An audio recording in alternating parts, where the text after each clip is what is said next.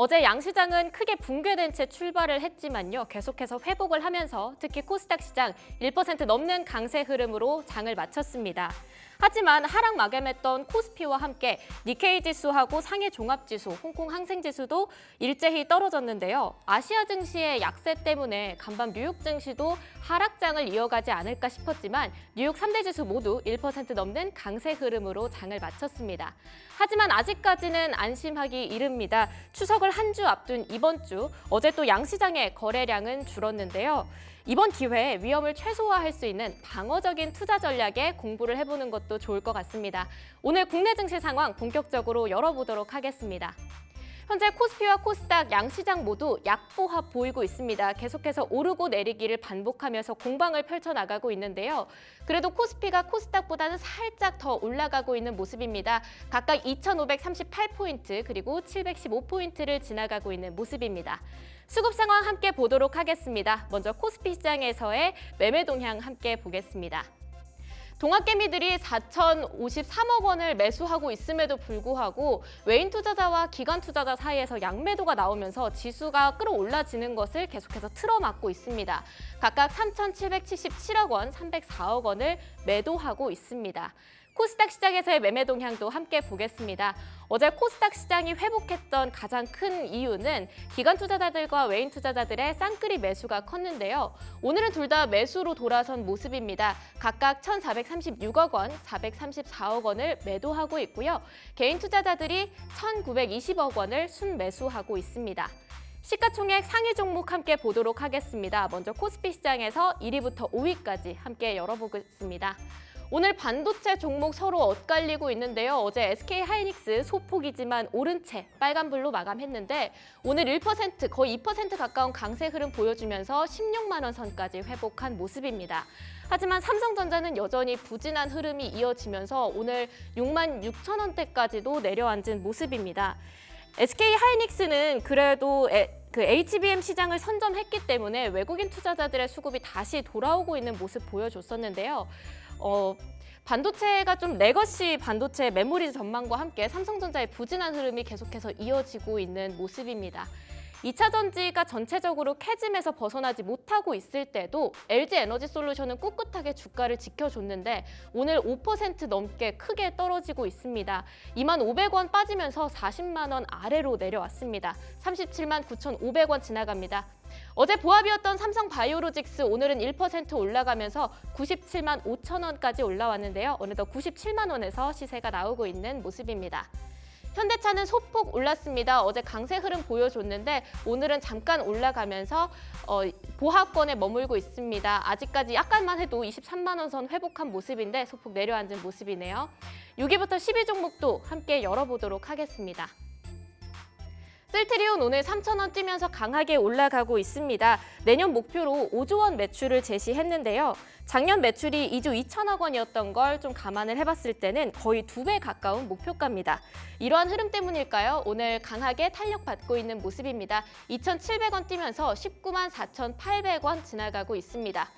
기아는 오늘도 100원 오르면서 여전히 10만 원 선에 머물고 있지만 강세 흐름 이어가고 있고요. KB금융과 신한지주 어제 전반적으로 금융 업황이 좋지 않았습니다. 각각 1% 넘게 떨어졌었고요. 하나금융지주도 2% 넘는 낙폭을 그려나갔는데요. 오늘 다시 소폭이지만 회복해 가고 있는 모습입니다. 각각 82,600원, 56,500원에서 시세가 나오고 있습니다. 코스닥 시장에서의 시가총액 상위 종목도 함께 열어보도록 하겠습니다. 먼저 1위부터 5위까지 함께 보시죠. 알테오젠 여전히 코스닥 시장에서의 대장주 자리를 지켜주고 있습니다. 에코프로비엠은 2위에서 15만 1,900원의 시세 나오고 있는데요. 계속해서 보합에 머물면서 오르내리기를 반복하고 있습니다. 에코프로는 0.27% 보합이지만 하락장 보여주고 있고요. 7만 5천 원 선에서 거래가 진행되고 있습니다. 오늘 코스닥 시장에서의 제약바이오 관련주들은 전체적으로 조정에 들어간 듯한 모습입니다. HLB 어제 강하게 올라갔지만 오늘 2% 가깝게 빠지고 있습니다. 2만 1,000원 떨어지면서 9만 원 선을 다시 반납한 모습이고요. 클래시스 어제 5위 자리로 올라왔는데 오늘도 강세 흐름을 계속해서 이어갑니다. 어느덧 5만 6,200원까지 올라왔고요. 오늘 1,600원 뛴 모습입니다. 6위부터 10위 종목도 함께 열어보겠습니다. 어제 올랐었던 리가켄바이오, 삼천당제약, 오늘 제약바이오주들 전체적으로 떨어지고 있습니다. 각각 0.46% 그리고 1% 넘게 빠지면서 87,000원 그리고 132,600원의 시세가 나오고 있는데요. 반면 엔캠이 올라가고 있습니다. 아까까지만 해도 에코프로비엠이랑 함께 올라갔는데 에코프로비엠은 계속해서 공방을 펼쳐나가고 있는 모습이고요. 오늘 엔캠은 2% 가깝게 올라가면서 오랜만에 기지개를 펴준 모습입니다. 다시 6위 자리까지 탈환한 모습이고요. 4,500원 뛰면서 167,200원의 시세가 나오고 있습니다. 휴젤도 오늘 강세 흐름을 이어가면서 7위 자리까지 올라와 줬습니다. 7,000원 뛰면서 25만 5천원의 시세가 나오고 있고요. 셀트리온 제약 여전히 10위권에 머물러 주면서 67,700원의 매매가 체결되고 있는 모습입니다. 특징주 함께 짚어보도록 하겠습니다. 첫 번째 특징주는 한국콜마입니다. 3분기 매출과 영업이익 측면에서 최상의 실적을 기록할 거란 전망이 나오면서 오늘 강하게 탄력받은 모습인데요. 7% 가까운 강세 흐름 보여주고 있습니다. 76,800원 매매 체결되고 있고요. 장중에 77,600원까지 터치를 한 모습입니다. 한국콜마 제품의 수출 강세가 꾸준히 이어지면서 앞으로의 외형 성장에도 기대감이 쏠리고 있는데요. 내년 상반기에 미국에 있는 제2공장이 가동을 시작할 것으로까지 예상을 해본다면 하반기에 높은 성장률을 좀 기대해 볼 수 있다고 합니다. 한국콜마 외에도 오늘 대봉 LS나 펌텍 코리아 그리고 CNC 인터내셔널 등 화장품 관련주들 일제히 강세 흐름 보이고 있으니까요. 참고해 보시면 좋겠습니다. 두 번째 특징주도 열어보도록 하겠습니다. 두 번째 특징주는 DI입니다. 오늘 SK하이닉스가 오랜만에 기지개를 펴줬는데요. 오늘 확실하게 회복하고 있는 모습입니다. 엔비디아 실적 발표 이후로 떠나갔던 반도체 투자 심리가 조금씩 돌아오고 있는 게 아닌가 싶은데요. 오늘 DI의 경우는 2% 강세 흐름 보이면서 12,900원에 매매가 체결되고 있는 모습입니다. HBM의 수요가 늘어나면 DI의 핵심 제품인 패키징 테스터의 수요도 함께 증가될 것으로 예상되는데요. 내년부터 SK하이닉스의 신규 라인 가동이 본격화된다고 한다면 DI에도 점점 전망이 좋아질 거라고 기대되면서 매수가 쏠리고 있는 모습입니다. 오늘 시황은 여기까지 살펴보고요. 본격적으로 런치박스 오프닝 열어보도록 하겠습니다. 오늘 런치 토크에서는요, AI 품은 아이폰 16 공개라고 하는 주제로 이야기 나눠볼 텐데요. 애플의 인텔리전스를 탑재한 아이폰 16 시리즈가 공개됐습니다. 한국에서는 갤럭시, 중국에는 하웨이, 그리고 애플에는 아이폰이 쟁쟁한 경쟁을 펼치고 있는데요. 이번에 공개된 아이폰 16 시리즈에 대한 시장 반응 어떤지 한번 살펴보겠습니다. 제가 시황 들어오기 전까지만 해도 아이폰 관련주들이 일제히 약세 보여주고 있었는데요. LG 이노텍이나 BH나 모두 파란불 켜고 있었는데 앞으로의 투자 매력도를 어떻게 봐야 할지도 관련주들과 함께 짚어보는 시간 가져보겠습니다. 오늘도 불만나는 리포트 3가지 소식 준비되어 있습니다. S&T 다이내믹스 그리고 CNC 인터내셔널, BH 종목 이슈들 준비되어 있는데요. 변속기를 필두로 방위산업 쪽에서 매출에 굉장히 힘쓰고 있다고 합니다. 첫 번째 리포트에서 자세하게 살펴보고요. 어제 잘 나갔던 화장품 업황과 함께 오늘도 CNC 인터내셔널 강세 흐름 보여주고 있는데 성장 모멘텀 함께 보도록 하겠습니다. 마지막으로 애플의 아이폰 16 시리즈 출시 기대감으로 강세 흐름 보였던 BH, 오늘은 조금 떨어지고 있는데요. 앞으로의 투자 매력도 어떻게 할 수 있을지 런치 토크에 이어서 불만난 리포트에서도 함께 보시면 좋을 것 같습니다. 마지막으로 기막힌 투자 한 끼 시간에서는요, 삼성전자와 바이오, 화장품 이렇게 3가지 다뤄볼 텐데요. SK하이닉스의 반등 흐름이 나타났음에도 불구하고 삼성전자는 계속해서 밀리고 있습니다. 3분기 실적에 대한 우려의 목소리도 들리고 있는데 삼성전자 어떻게 봐야 할지 자세하게 들어보고요. 또 바이오와 화장품이 새로운 주도주로 떠오르고 있는 것 같은데 주도주로 봐도 될지 자세하게 들어보도록 하겠습니다. 그럼 본격적으로 런치박스 시작하겠습니다.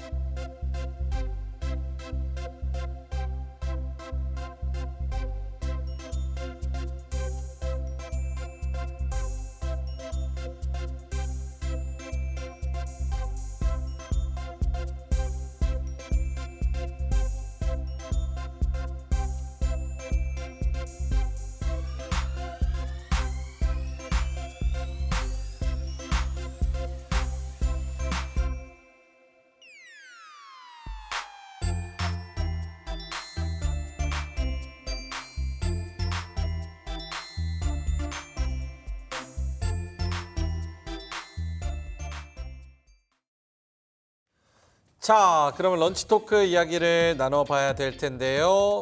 갤럭시 쓰시죠? 네, 어, 저는 항상 갤럭시. MZ들은 요즘 다 아이폰 쓴다던데. 저 MG 안 할게요. MZ 안 저는 해요? 갤럭시를 더 좋아합니다. 약간 살짝 아재틱한 게 있어요. 그렇죠? 네, 살짝 맞아요. 아재틱한 게. 저는 아이폰 씁니다. 그래서 이 아이폰 16 공개해서 여러 가지 뭐 이목이 집중이 됐는데 사실 오늘 관련주들 좀 약세 보이는 거 보면은 기대가 너무 컸는지 혹은 실제로 혁신이 없다는 얘기를 몇 년째 들으면서도 판매량은 최고치를 경신하는 우리 애플이 또 한 번 일을 낼지 한번 이야기를 나눠봐야 될 것 같습니다. 자, 그러면 따끈따끈하게 공개된 아이폰 16 그리고 그에 따른 산업과 주식에 관련된 이야기 런치 토크 본격적으로 시작해 보도록 하겠습니다.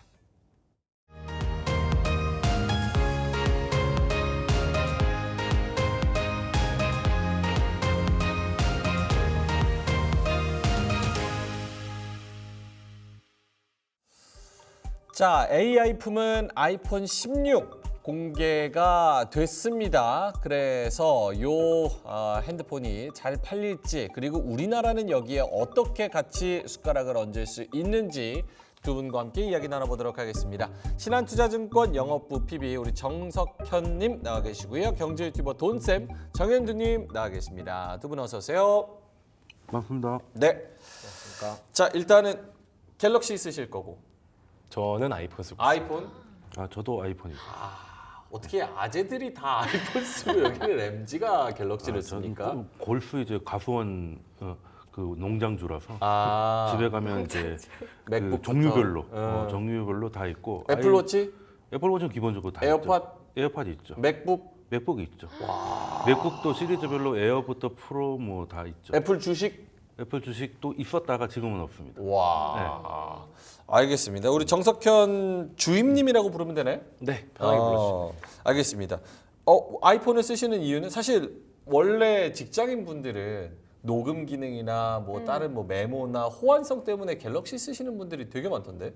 그것도 그런데 이제 저는 이제 뭐 어쨌든 대학생 때부터 계속 아이폰을 쓰다 보니까 어. 이게 아무래도 애플 제품 쓰는 사람들은 대표적으로 호환성 때문에 많이 사용을 하는 것 같습니다. 네. 맥북에서 이제 작성했던 자료를 뭐 에어드랍 같은 것들로 편하게 보낼 수도 있고 이런 부분이 있다 보니까 아무래도 호환성 측면에서 좋다고 생각하는 것도 있고 일단 뭐 그냥 이쁘다고 생각해서 편안하게 쓰는 것도 있지 않나. 요즘 저게 사실 갤럭시 맞죠. 사실 예쁘니까. 뭐 애플 예쁘다는 말도 옛말인 것 같아요. 이젠 폰이 너무 똑같아서 맞아요. 케이스 씌워두면 이번에 뭐 S24나 네. 그냥 놓고 보면 잘 구분이 잘 안 되거든요. 특히 중국 폰은 더 그래요. 그렇죠. 네. 중국 폰은 이제 껍데기만 보면 더 예쁘기도 하죠. 더 얇게 나오기도 하고 네. 뭐 내구성은 도대 문제겠지만. 네. 근데 예쁘게 나왔다고 하면서 커버는 왜 씌우는 거예요? 예쁜 저희 아니, 아이폰을 이제 지키기 위해서 지키기 위해서 써야 되는 게 아닌가. 예쁘니까 더 지켜줘야 된다. 그렇죠. 이제 아이폰은 이제 보통 2단계씩 넘어가잖아요. 예, 그러니까 기존 거를 팔고 이제 네. 넘어가야 되기 때문에 이제 감가를 잘 지키려고 하면 감가를 잘 지키려고. 사실 컬러가 중요하긴 한데 알겠습니다. 어쨌든 뭐 많은 분들이 여기서 다수 이상이 이제 아이폰을 쓰다 보니까 오늘 조금 6 공개에 있어서 조금 더 와닿을 것 같습니다. 자, 일단은 그러면 따끈따끈하게 공개된 아이폰 16 우리 돈쌤님이 또 스펙이나 뭐 이런 거를 또 가지고 오셨어요. 또 이렇게 휘황찬란하게 가지고 오셨는데 네, 뭐 사실 애플 거를 가지고 왔는데요. 사실 뭐 어느 순간부터 혁신은 없다가 이제 하나의 멘트고 그렇죠. 그리고 사실 혁신이 있었던 적이 언제인지 기억도 잘 나지 않는데 혁신이 없는 네. 게 혁신 같아요. 예, 그 주가가 혁신인 것이죠. 주가가 혁신이다. 예, 그 자사주 소각으로 인한 이제 그 상승이 혁신이고 그래도 새로운 폰이 나오면 딱 멘트는 정해져 있습니다. 전작보다 빨라졌다. 당연한 것이죠. 진정한 혁신은 정작보다 구려졌다. 뭐 이런 게 나오면 혁신일 것 같긴 한데 그냥 새로운 칩이 나오고 더 빨라지고 그리고 갤럭시든 아이폰이든 늘 신제품이 나오면 요즘은 이제 카메라죠. 카메라. 카메라가 더 좋아졌다. 이제 갤럭시 같은 경우는 달 표면이 찍힌다. 뭐 이런 얘기도 나오고 이제 아이폰 같은 경우는 예전에 저도 이제 DSLR 이제 아재들은 이제 요거로 이제 사진을 찍던 사람들이라 이 폰으로 이렇게 찍으면 찍는 맛이 없다. 뭐 이런 게 있었는데 이제 카메라 전용 이제 버튼이 하나 생긴 게 물리적으로는 효과가 좀 있었던 것 같습니다. 그러니까 원래 애플이 뭔가를 자꾸 없애잖아요. 뭐 단자라든지 이런 그렇죠. 것들 뭐 다 없앴는데 오랜만에 측면에다 버튼 하나 만들었던 게 이제 액션 버튼 같은 것들이 나왔던 게 좀 눈에 좀 들어왔다 정도가 될 것 같고 한번 버튼 누르면은 바로 카메라가 켜진다거나 이런 네 건가요? 그런 것도 있고요. 그리고 이제 카메라에 보면 좀 반셔터라든지 카메라 전문 기능 그래서 특히 이제 유튜버들이 이제 아이폰으로 많이 찍잖아요. 네. 그럴 때는 이제 굉장히 좀 편리해지는 그런 것들은 조금 있을 것 같습니다만 뭐 일반적으로 찍는 데는 그냥 화면으로 찍는 건 비슷할 것 같습니다만 그래도 점점 이제 경쟁이 심해지다 보니까 카메라는 좀 나아진 것 같고 그리고 제가 아이폰을 오래 써보니까 아이폰이 잘 팔릴 때의 특징이 있어요. 뭐죠? 아이폰이 예전에 크게 잘 팔렸던 게 크게 두 개가 있는데 6하고 12거든요. 네.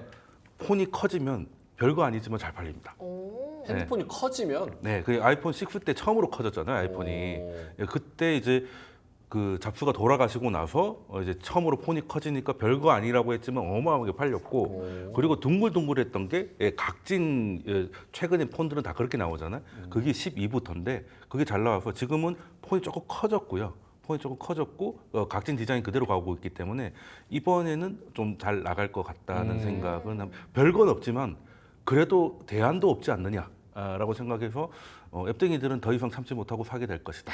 네. 15까지는 참았는데 15까지는 참았는데 아니 우리 그 정석현 PB님한테도 그러면 하드웨어적으로 지금 새롭게 나온 거라는 거는 버튼 하나 추가된 거, 카메라 좋아진 거, 좀 더 빨라진 거?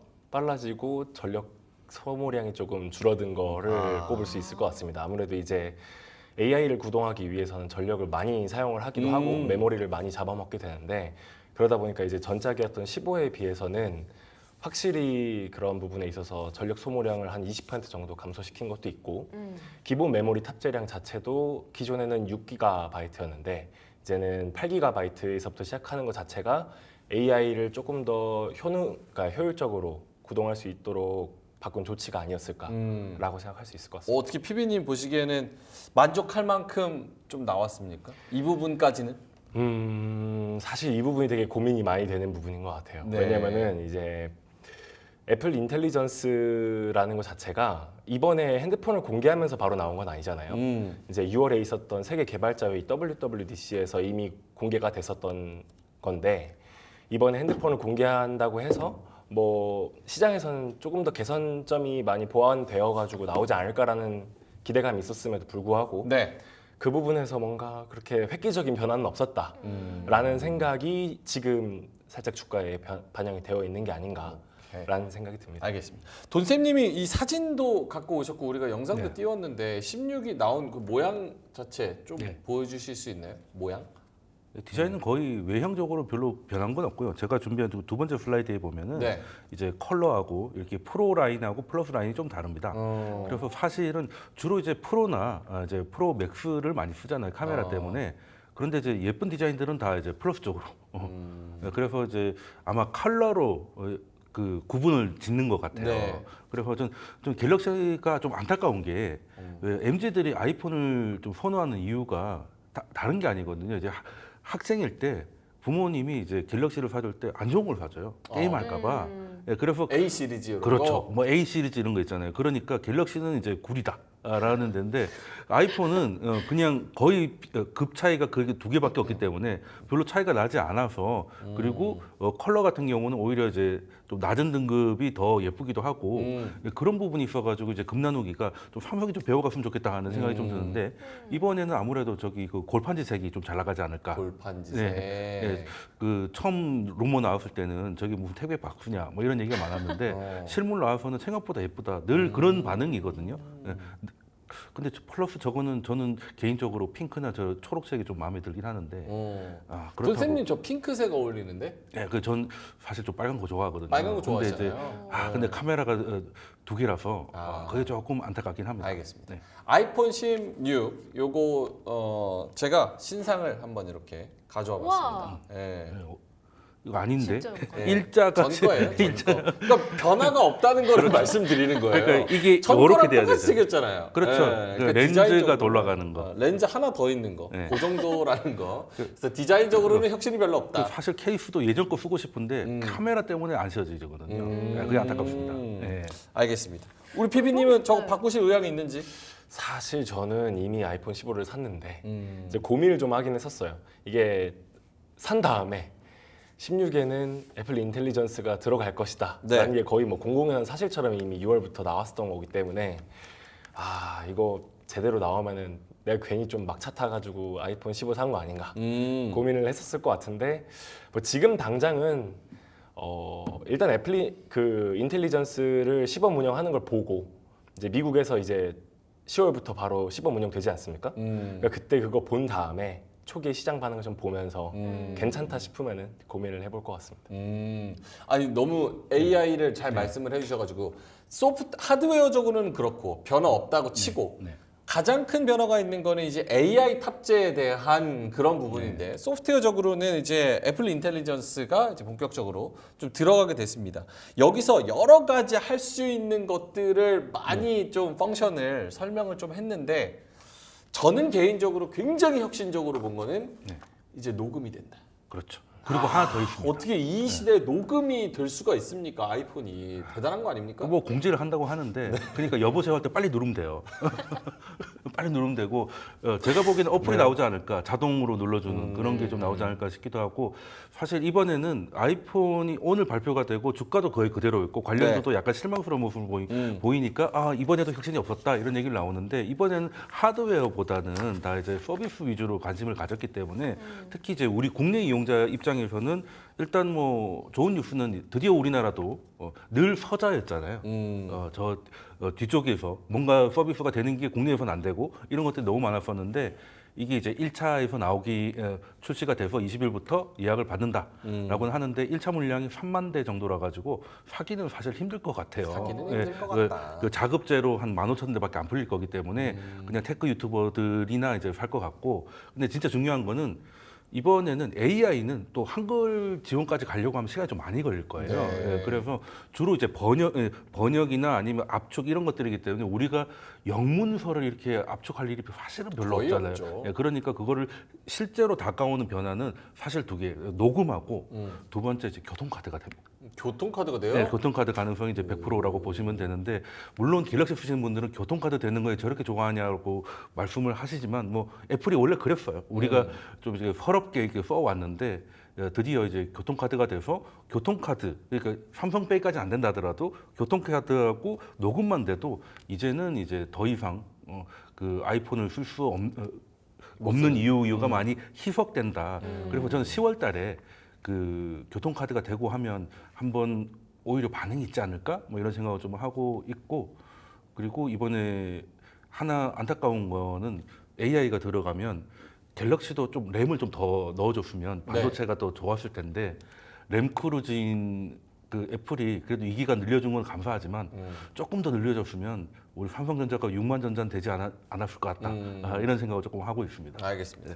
일단 소프트웨어적으로는 지금 뚜렷하게 눈에 띄는 그런 뭐 혁신적인 우리가 아직까지 기대했던 와 AI가 나만의 비서가 돼서 시리가 내 거를 모든 걸 관리하고 이런 거는 아직 없었지만 지금 추측컨대 카메라 기능이 4,800만 화소로 늘어나고 카메라 버튼도 생기고 카메라에 대해서 강조도 하고 이런 걸 보니까 AI가 앞으로 이 카메라랑 이 영상을 통해서 여러 가지 무언가를 수행할 수 있는 그런 인공지능적인 서비스들이 앞으로 많이 출시되겠다 이런 생각이 좀 많이 드는데 어떠셨어요? 뭐 이것도 사실 추후에 반응을 봐야 되는 부분인 것 같습니다. 이게 뭐 AI라고 어쨌든 출시를 해놓기는 했는데 생각보다 이게 뭔가 생산성을 뭐 극대화하는 데 있어서 실질적으로 도움이 되느냐 아니면 뭔가 실생활에 있어서 실질적으로 도움이 되느냐 이 부분에 대해서는 조금 의문이 아직은 남는 것 같습니다. 그게 실제로 주가에 반영이 된 것도 있고 그러다 보니까 이제 일단은 10월에 시범 운영되는 애플 인텔리전스의 모습을 보고 그 다음에 내년부터 이제 뭐 일본어, 중국어, 뭐 스페인어 이런 다른 나라 문화권들도 이제 시범 운영을 또 시작을 할 건데 그거 운영되는 걸 보고 각 뭐 문화권에서 어떻게 사용을 할 수 있을지 뭐 이런 부분에 대해서도 조금 고민을 해볼 수 있을 것 같다는 생각이 든 것 같습니다. 개인적으로 공부도 많이 하실 테니까 애플 인텔리전스를 통해서 소프트웨어 서비스를 AI적으로 어떤 걸 내놔야지 소비자들이 진짜 AI에 대해서 체감할 수 있다고 생각하세요? 사실 가장 큰 부분 중에 하나가 지금 챗GPT가 잡고 있는 그런 부분이었다고 생각을 저는 하고 있어요. 이게 애플도 그런 부분에 있어서는 조금 뒤처지지 않았나라는 생각을 조금 했었던 게, 물론 애플이라는 회사가 뭐 핸드폰을 만드는 회사고 설계하는 회사고 그러다 보니까 뭐 그런 언어 모델이나 이런 부분에 있어서 뭐 직접적으로 관여할 수 있는 부분이 없었을 수는 있지만, AI가 실질적으로 지금 뭔가 경제적인 가치를 창출할 수 있는 제일 부분은 그런 부분이다 보니까, 그런 부분에 있어서 조금 선제점을 좀 먹었었더라면 지금 같은 반응은 아니지 않았을까라는 아쉬움은 좀 남는 것 같습니다. 뭔가 GPT처럼 뭐 사진 찍어가지고 검색을 하거나 아니면 네. 무언가 합성을 해달라 그런다거나 아니면 무언가 사실 물어본다거나. 애플이 시리로 먼저 나갔었잖아요. 근데 이제 거기서 멈춰버렸다는 느낌이 강하죠.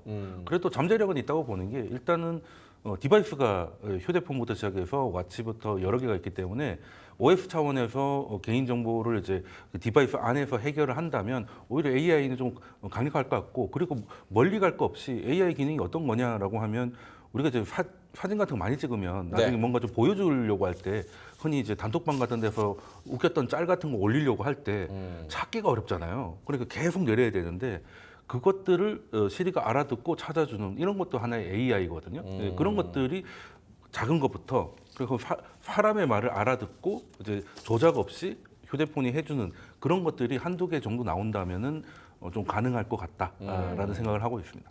근데 아이폰 16 시리즈 애들이 가격이 좀 오른다라고 하는 얘기가 있는데, 그 비용 인상에 대해서 이번에 애플 인텔리전스 서비스가 어쨌든 탑재되니까 그 비용이 뛰는 거다 이렇게 얘기를 했다고 하는데, 또 중국은 안 그런 것 같아요. 우리나라에서만 가격이 뛴다고 한다면 왜 그럴까요?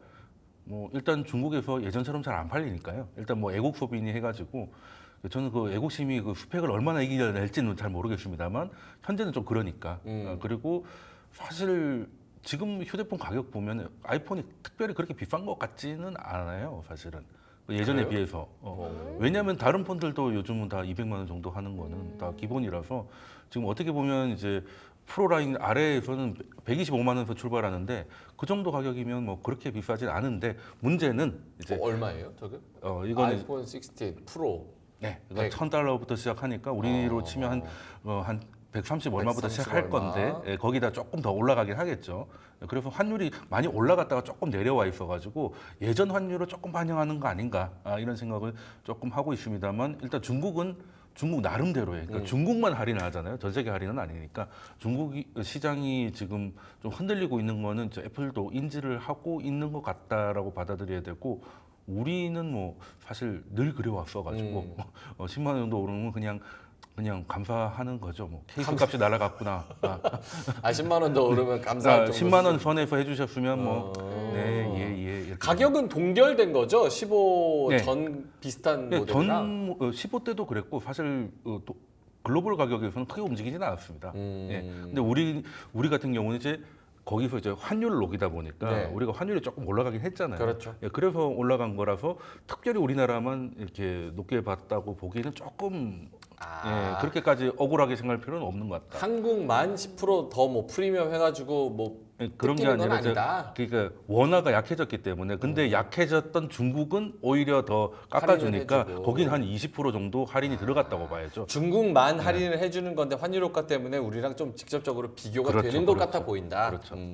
가격이 이 동결된 거에 있어서도 여러 가지 분석들이 있더라고요. 그러니까 가격을 왜 동결했느냐. 수요가 약해서 얘네들도 핸드폰 많이 안 팔릴 것이다라고 생각해서 가격을 동결했다라고 안 좋게 좀 부정적으로 산업을 보는 분들도 계시고, AI가 탑재돼서 사실은 소프트웨어 생태계에서 많은 매출을 내야 되기 때문에 뭐 얼마 더 비싸게 파는 게 중요한 게 아니라 싸게 팔아서 더 많이 파는 전략을 취하는 거다. 그래서 AI 쪽에 집중한다는 거는 좋게 본다. 좀 긍정적인 의견이랑 부정적인 의견이 좀 갈리는 것 같은데 어떻게 보세요? 저는 개인적으로는 후자에 조금 더 가까운 게 아닌가라는 생각이 들고는 있습니다. 어쨌든 지금 뭐 제가 가져왔었던 자료 중에 그 글로벌 스마트폰 그 시장 점유율 기준으로 봤을 때 네.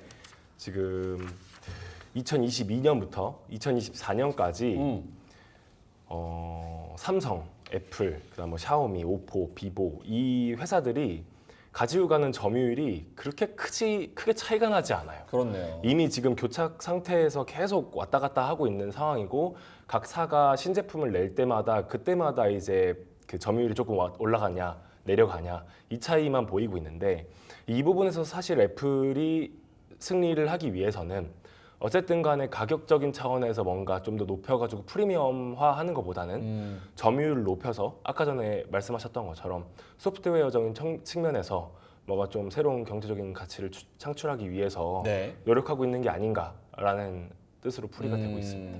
그러니까 가격을 동결한 거는 AI 쪽에 집중해서 거기서 매출 내겠다는 걸로 받아들여야 되고 좀 좋은 뜻으로 받아들여야 된다. 자, 알겠습니다. 은주님께서 뭐 저리 구질구질하게 서비스하냐, 뭐는 10월, 뭐는 내년 17에서 다시 볼게요. 이렇게 말씀을 해 주셨는데, 자, 일단 아이폰 16 공개가 됐어요. 소프트웨어하고 하드웨어적인 부분에서 어떤 특징점이 있는지 다뤄봤습니다. 총점은 몇 점입니까? 10점 만점에. 저는 뭐 최근 한 12부터 봤을 때는 그나마 가장 제일 나은 거라고 생각합니다. 어떤 점이요? 그러니까 소프트웨어는 AI를 좀 더 봐야 되겠지만 하드웨어도 뭐 여기서 더 나갈 게 없는 상황이다 보니까 하드웨어도 사실 지금 팀쿡이 오늘 새벽에 얘기했던 표현 중에 처음부터 바닥부터 끝까지 처음 재설계했다는 얘기를 굉장히 많이 했거든요. 네. 그래서 껍데기만 보면은 이제 똑같은 디자인이지만 사실 그 아이폰이 AI를 염두하고 재설계가 들어갔기 때문에 그 이 전과 후는 좀 다를 수 다를 있겠다라는 거고 그 아까 말씀하신 대로 이제 배터리 사용 이런 것들도 다 AI를 염두에 두고 들어간 거거든요. 그래서 저는 이제 세대가 조금 좀 바뀌었다. 그러니까 15하고 16은 분명한 차이가 있는 걸로 보인다라고 해서 저는 최근에 한 3-4개 모델 중에서는 가장 높은 점수를 줄 수 있겠다. 9.5점? 뭐 9.5보다 9.2 정도 되겠습니다. 9.2 예, 정도. 예, 예. 굉장히 마이크로하네요. 9.2 정도. 예. 알겠습니다. 피비님은요? 제가 보기에도 9점대 정도가 맞지 않을까라는 생각이 들어요. 물론 이제 뭐 제가 앞에서 말씀드렸던 것처럼 뭐 애플 인텔리전스가 실질적으로 뭐 효과적일지 아닐지는 차치하더라도 어쨌든 간에 그 이전에 있었던 게 아닌 새로운 변화를 만들어낸 것은 사실이기도 하고 이 추후에 어떻게 될지를 결정하는 뭔가 분수령 같은 느낌이라고 저는 생각을 하고 있기 때문에 그런 부분에 있어서만큼 뭐 좋은 점수를 받을 만하다라고 생각하고 있습니다. 9.2점, 9.1, 네. 9.1점 9.1, 9.15로 할까요? 알겠습니다. 어쨌든 9점대로 굉장히 높은 점수를 주셨네요. 그래도 이렇게 9점대 다 주셨으면 무엇보다 하웨이가 맞불 경쟁을 탁 붙였었잖아요. 뭐 우리 3번 접는다 막 이러면서 굉장히 무섭게 추격을 했었는데 좀 그런 경쟁에서부터 애플이 매력도를 쫙 끌어올릴 수 있을까요? 제가 보기에 이제 하웨이가 폴더블을 넘어서 가지고 무슨 색종이도 아니고 3번 접고 막 그러지 않습니까? 색종이요? 네, 근데 제가 보니까 저도 이제 사실 아이폰을 메인으로 쓰지만 그 폴드를 또 서버로 쓰고 있고 이제 써보니까 이 접는 것들의 내구성이 문제예요. 내구성. 그리고 이제 삼성 같은 경우도 5나 이런 거 예약 판매할 때 예약을 하게 되면 이제 삼성 그 서비스 있지 않습니까? 이런 것들을 이제 그 무료로 제공하기도 하는데 그만큼 자주 고장 난다는 거예요. 이제 폴더 같은 경우는 액정을 안 갈아본 유저가 거의 없을 정도로 가면 갈수록 좋아지고는 있지만 그리고 예전에는 다른 노트펜을 쓰면은 액정이 좀 망가질 정도로 좀 약하고 이런 부분이 있었는데 그 삼성도 제가 볼 때는 한 6 정도 돼야 이제 폴더블 다워졌는데 네. 하웨이 같은 경우가 지금 너무 이제 나가서 제가 볼 때는 저거 내구성으로는 처음에 보기엔 신기하고 더 얇아 보이고 하겠지만 이게 힌지나 아니면 이제 그 접히는 부분의 액정의 내구성 같은 걸 생각을 했을 때는 좀 지나 보면 이건 좀 과하다. 그리고 저렇게까지 펼칠 일은 없다. 폴더도 사실은 길고 굵은 폰으로 많이 쓰더라고요. 펼쳐지는 게 좀 귀찮아지니까. 네. 그래서 뭔가 특정한 상황에서만 여는 거라서 제가 볼 때 2번 여는 거, 그 둘둘 마는 거하고 비슷하지 않을까? 아예 혁신적으로 7번 접으면 저건 제가 볼 때 오바다. 오버하지 말아라, 그러니까 화웨이. 뭔가 해야 되는데 과욕이다라고 보는 것. 그 내구성도 담보 못할 것이다.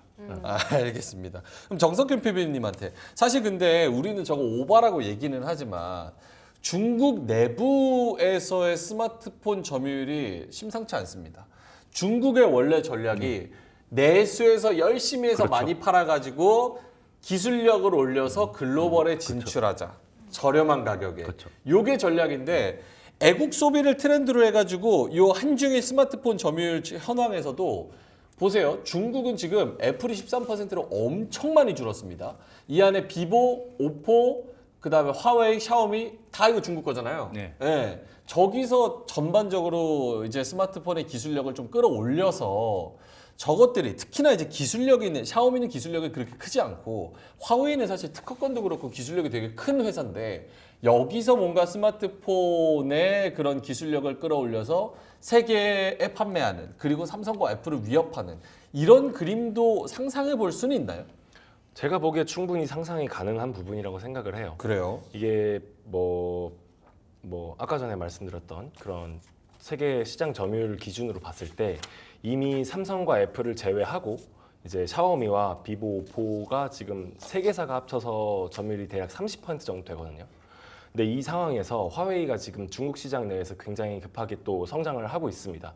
그게 꼭 이제 뭐 보셨던 뭐 두 번 접는 폰 뭐 이런 네. 거 때문이 아니고 그냥 뭐 특허권도 그렇고 일단 이미지 자체가 나와 있는 스마트폰 중국 스마트폰 중에서 그래도 나름 고급이라는 인식을 가지고 가고 있기 때문에 그걸 기반으로 해서 소비 심리가 화웨이 쪽으로 몰리기 시작하면 세계 시장에서도 화웨이의 점유율이 점점 올라가면서 애플이나 삼성 자체도 견제를 충분히 받을 수 있을 만한 위치까지도 갈 수 있다고 보고 있습니다. 제가 보기에는 그런 중국에서 이제 할인을 하고 있는 이런 정책 역시도 네. 그런 화웨이나 이런 거의 급성장, 그 다음에 이제 중국 세계사의 기존에 가지고 있는 그 막강한 점유율 같은 것들도 견제하기 위한 것이 아닌가라는 것으로 볼 수 있을 것 같습니다. 샤오미도 우리나라 이제 진출을 하잖아요. 예전에 하려고 그러다가 오프라인 매장 하려고 했었죠. 그러다가 그 홍미노트 이런 거 다 네. 쿠팡에서 팔고 있는데 그 최근에 나온 거 보면 28만 원, 29만 원 이래버리니까 네, 이거 그렇죠. 뭐 가격 뭐 경쟁에서 밀릴 가끔 수밖에 이제 태블릿 같은 경우는 메인이 아니기 때문에 뭐 아이들 유튜브 머신 이런 용도로는 충분히 괜찮은데 중국 시장에서 지금 애플이 줄어드는 거는 애국 소비도 있겠지만 제가 보기에는 중국 사람들이 이제 돈이 없어요. 그리고 특히 중국은 중국 사람들이 중국 사람들을 제일 안 믿거든요. 그래서 할부가 없습니다. 네. 할부가 없기 때문에 무조건 일시불이에요. 그렇게 되면 그 애플은 오포나 비보에 비해서 2배 넘는 가격이기 때문에 그걸 한 번에 지불한다는 게 예전보다는 좀 확실히 부담스러워진 것이고 그리고 하웨이는 그거보다 좀 비싸다고는 하지만 제가 볼 때는 이제 어쩔 수 없이 이 안에서 그나마 하웨이가 쓸만한 것이지 그리고 밖에 나왔을 때 우리가 브랜드라고 하잖아요. 네. 그 자동차나 휴대폰 같은 경우는 굉장히 브랜드가 영향이 큽니다. 중요하죠. 예, 그렇죠. 아이폰이 애플 게 아니라면은 과연 이렇게 앱 등이의 충성도가 예전 같지 않을 것이고, 그러면 자동차도 한동안 욕을 먹다가도 좀 지나면은 또 별자동차는 여전히 별자동차고 뭐 그런 거거든요. 예, 그러면 우리만 해도 하웨이 쓰실 거예요? 하웨이 쓰는 친구랑 카톡하면 뭐 정보가 좀 빠질 것 같은 이상한 느낌도 들고 막 그런 사실 이미지가 그렇지 않습니까? 그러면 그러면 굳이 그렇게까지 감수를 하면서 써야 될 이유가 글로벌 시장이 있을까? 그리고 태블릿을 사더라도 글로벌 롬을 사야 되거든요. 그게 잘 안 되기 때문에 그래서 업데이트 잘못했다가는 이제 완전히 이제 구글 플레이도 안 되는 그런 상황이 오는 게 하웨이 타블렛이라서. 제가 볼 때는 좀 중국도 지금 애플도 안 팔린다고 얘기 많이 나오지만 중국의 고민들이 중국 업체 고민이 저는 더 깊을 거라고 봅니다. 알겠습니다.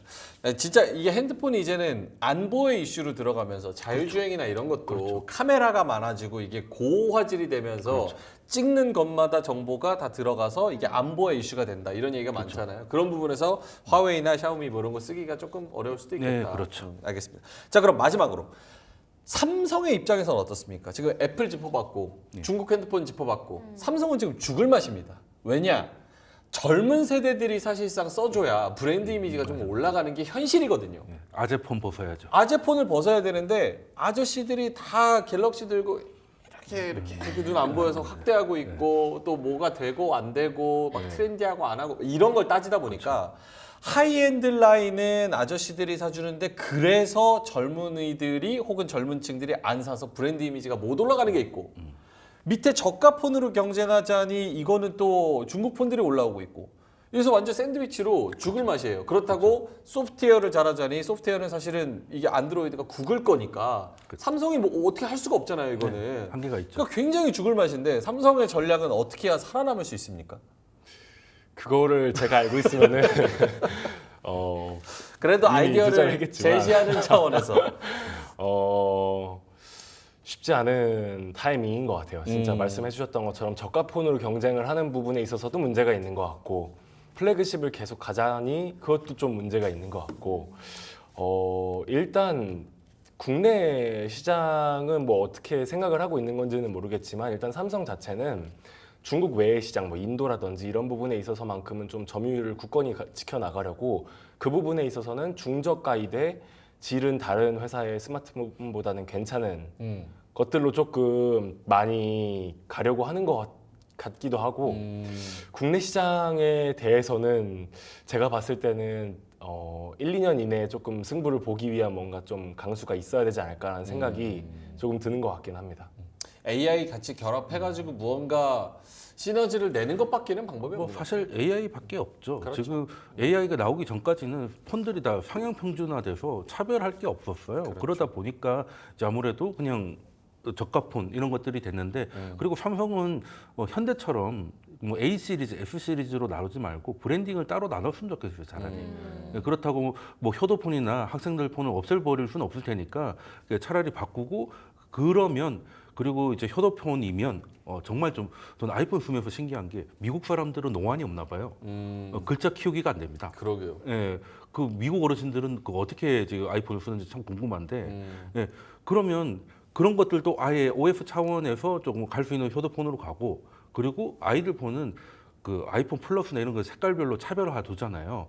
그런 식으로 하나의 팬시하게 가져가야지 그냥 A 시리즈는 좀 싼 거고 F는 비싼 거고 이런 식으로 하는 거는 제가 볼 때는 갤럭시 브랜드가 말 그대로 진짜 갤럭시가 되는 거죠. 다 있는 거죠. 근데 그러다 보니까 그 브랜드가 좀 애매해져 버렸어요. 그래서 저는 좀 나눌 필요도 있지 않을까. 브랜딩이 굉장히 중요한데 네, 그리고- 그게 애매해져 그리고 버렸다. 이제 AI가 뭔가 바뀌고 있으니까 이번에 24가 오랜만에 앱등인 저도 네. 한번 안드로이드 써보고 싶다는 생각이 들 정도로 잘 나왔기 때문에 이거는 AI를 잘 해본다면 차별화할 수 있겠다. 삼성이 삼성페이를 인수해가지고 지금 어떻게든 좀 지키고 있잖아요. 이제 그런 뭔가가 하나 더 필요한데 그게 전 AI라고 보는 거죠. 확실한 자물쇠 효과가 있는 무언가가 좀 필요하다. 언제까지 삼성페이 얘기할 거냐 이거죠. 알겠습니다. 자, 그러면은 뭐 제가 국내 주요 아이폰 관련주 일부러 얘기 안 하려고 한 게 요게 오늘도 막 빠지고 있어가지고 크게 약발이 없는 것 같아서 아이폰 관련주 해가지고 요거는 좀 볼만하다라고 생각하시는 부분이 있으세요? 있으시면은 얘기를 나눠보고 아니면은 그냥 마무리하고 우리 PB님부터. 뭐 어쨌든 간에 주요 공급사인 이제 LG 이노텍이나 LG 디스플레이가 뭐 주요 관련주라고 볼 수 있는데 요 부분은 일단은 4Q가 지나간 다음에 4분기가 지나간 다음에 진행을 하는 걸 봐야 될 것 같다는 생각이 듭니다. 왜냐면 이전까지도 뭔가 신작을 냈을 때 보통 이제 9월에서 10월 정도에 이제 나오게 되면은 보통 관련된 주가들이 빠지는 흐름을 보여요. 네. 이게 뭐 물론 과거의 기록이 현재를 보장하는 것은 아니지만 일단 기대감에 부풀어 올라가지고 관련주들이 먼저 선행적으로 주가가 올라가다가 아이폰이 실제로 공개가 되었을 때 본인들이 생각했었던 것보다 기대에 못 미치는 경우에는 보통 이제 팔리지 않겠구나라고 생각을 하고 선제적으로 빠져버리는 경우도 많고 그러다 보니까 이제 실제로 출하량을 보고 네. 이게 숫자로 꽂히는 걸 본 다음에 그 다음에 주가가 반등하는 경우도 있어서 지금은 조금 시기상조다. 다만 4Q가 나오는 걸 보고 기대해봐도 좋지 않을까 이렇게 생각을 하고 아니 있습니다. 아무리 그렇지만 저기 새로운 제품이 공개가 됐는데 BH가 10% 빠지는 게 말이 됩니까 저게? 뭐 그게 국장. 그렇게 자조적인 얘기.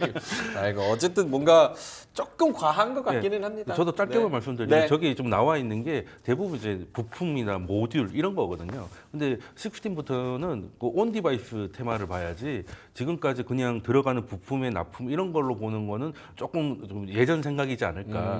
그리고 아이폰 16 같은 경우는 아이폰이 나온 게 문제가 아니라 인텔리전스가 과연 쓸만한 것인가. 돼서 뒤늦게라도 나온 지 1년이 넘었지만 인텔리전스 쓰기 위해서 사겠다는 사람들이 나올 정도로 된다면 그때는 온디바이스 테마가 다시 한번 힘을 받을 수도 있겠다. 그래서 애플 관련주도 좀 바꿀 때가 되지 않았나 생각하고 있습니다. 그러니까 하드웨어를 하드웨어로 인과관계를 생각하는 건 조금 구식의 생각이고 네, 그래서 이제 소프트웨어 AI 로. 쪽으로 보자. 네. 알겠습니다. 자, 그러면 여기서 좀 마무리를 하도록 하겠습니다. 오늘 애플 관련된 아이폰 16 관련된 내용 이야기를 전해주셨고요. 거기에 따른 중국 스마트폰의 점유율 그리고 앞으로의 향방 그리고 삼성전자는 과연 어떤 전략을 세워야 되나 이런 부분도 잘 말씀을 해주셨습니다. 자, 그럼 경제 유튜버 돈쌤 정현두님 그리고 신한투자증권 영업부 PB 정석현님과는 여기서 인사드리도록 하겠습니다. 두 분 오늘 말씀 고맙습니다.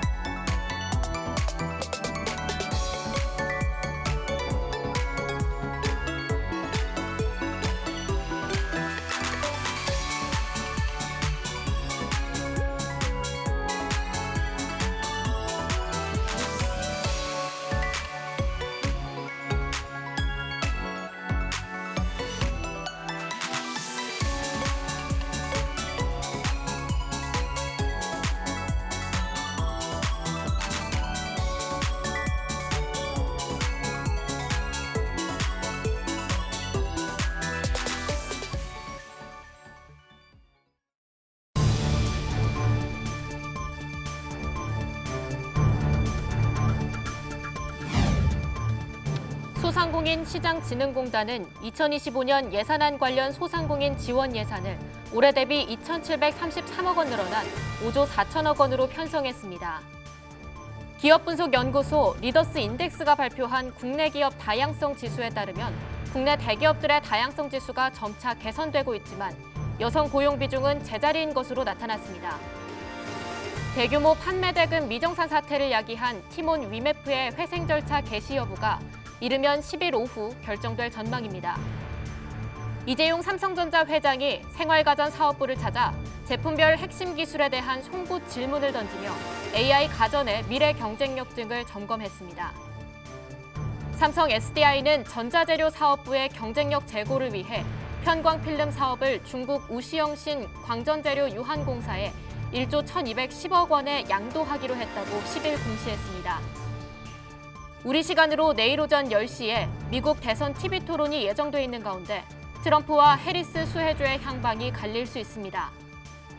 서울시가 재개발을 통해 신길 1구역과 서대문구 가재울 7구역에 각각 약 1,500세대의 아파트를 공급할 예정입니다. 국토교통부에 따르면 서울 서초구 반포동 신축 아파트인 레미안 원베일리의 전용 84제곱미터는 지난달 2일 60억 원에 거래됐습니다.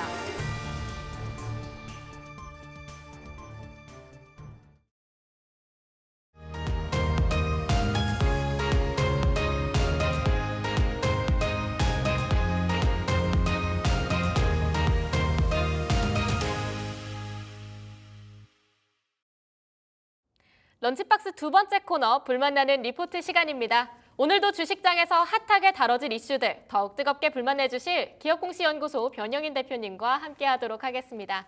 대표님 안녕하세요. 네, 반갑습니다. 네, 오늘 첫 소식 바로 하나증권에서 다룬 S&T 다이내믹스 리포트로 시작해 보겠습니다. 리포트 첫 문장을 보면 방산산업을 토대로 S&T 다이내믹스가 앞으로 좀 변화를 꾀하고 있는 것 같은데 네. 최근 수주 흐름이나 아니면 그런 수주 흐름에서 기대되는 포인트들이 있다면 각각 어떤 것들을 짚어볼 수 있을까요? 네.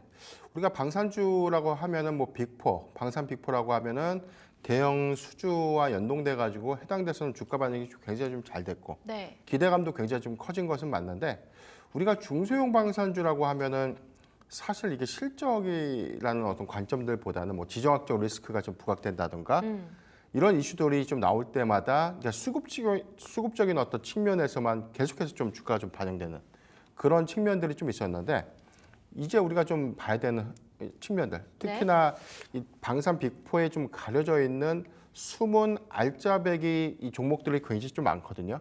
크게는 뭐 우리가 기대할 수 있는 요인들이 LH-X1이 대규모 이 유도 미사일을 공급한다라고 봤을 때는 여기에 관련된 수주 규모만 우리가 좀 집중을 하는데 네. 사실 여기에 관련돼서 뭐 유도 미사일 관련된 시스템을 좀 공급하는 독점 공급하고 있는 하나 시스템의 경우에는 사실 해당되는 매출의 전체 한 25%는 가져오는 셈이거든요. 그러니까 그런 부분들에 대한 어떤 수주가 너무 방산 빅4에만 좀 집중되다 보니까 사실 여기에 공급량들이 좀 더 늘어나는 독점적으로 공급하고 있는 방산 뭐 기자재 관련 종목들의 경우에는 사실 주가의 어떤 이 반영 효과가 좀 미비했다라고 좀 말씀드리겠고, 일단 S&T 다이나믹스의 경우에도 마찬가지로 하나 에어로스페이스의 이 K9 자주포에 들어가는 이 자동 변속기, 변속기를 공급하고 있는 회사다. 네. 이렇게 좀 보시면 돼요.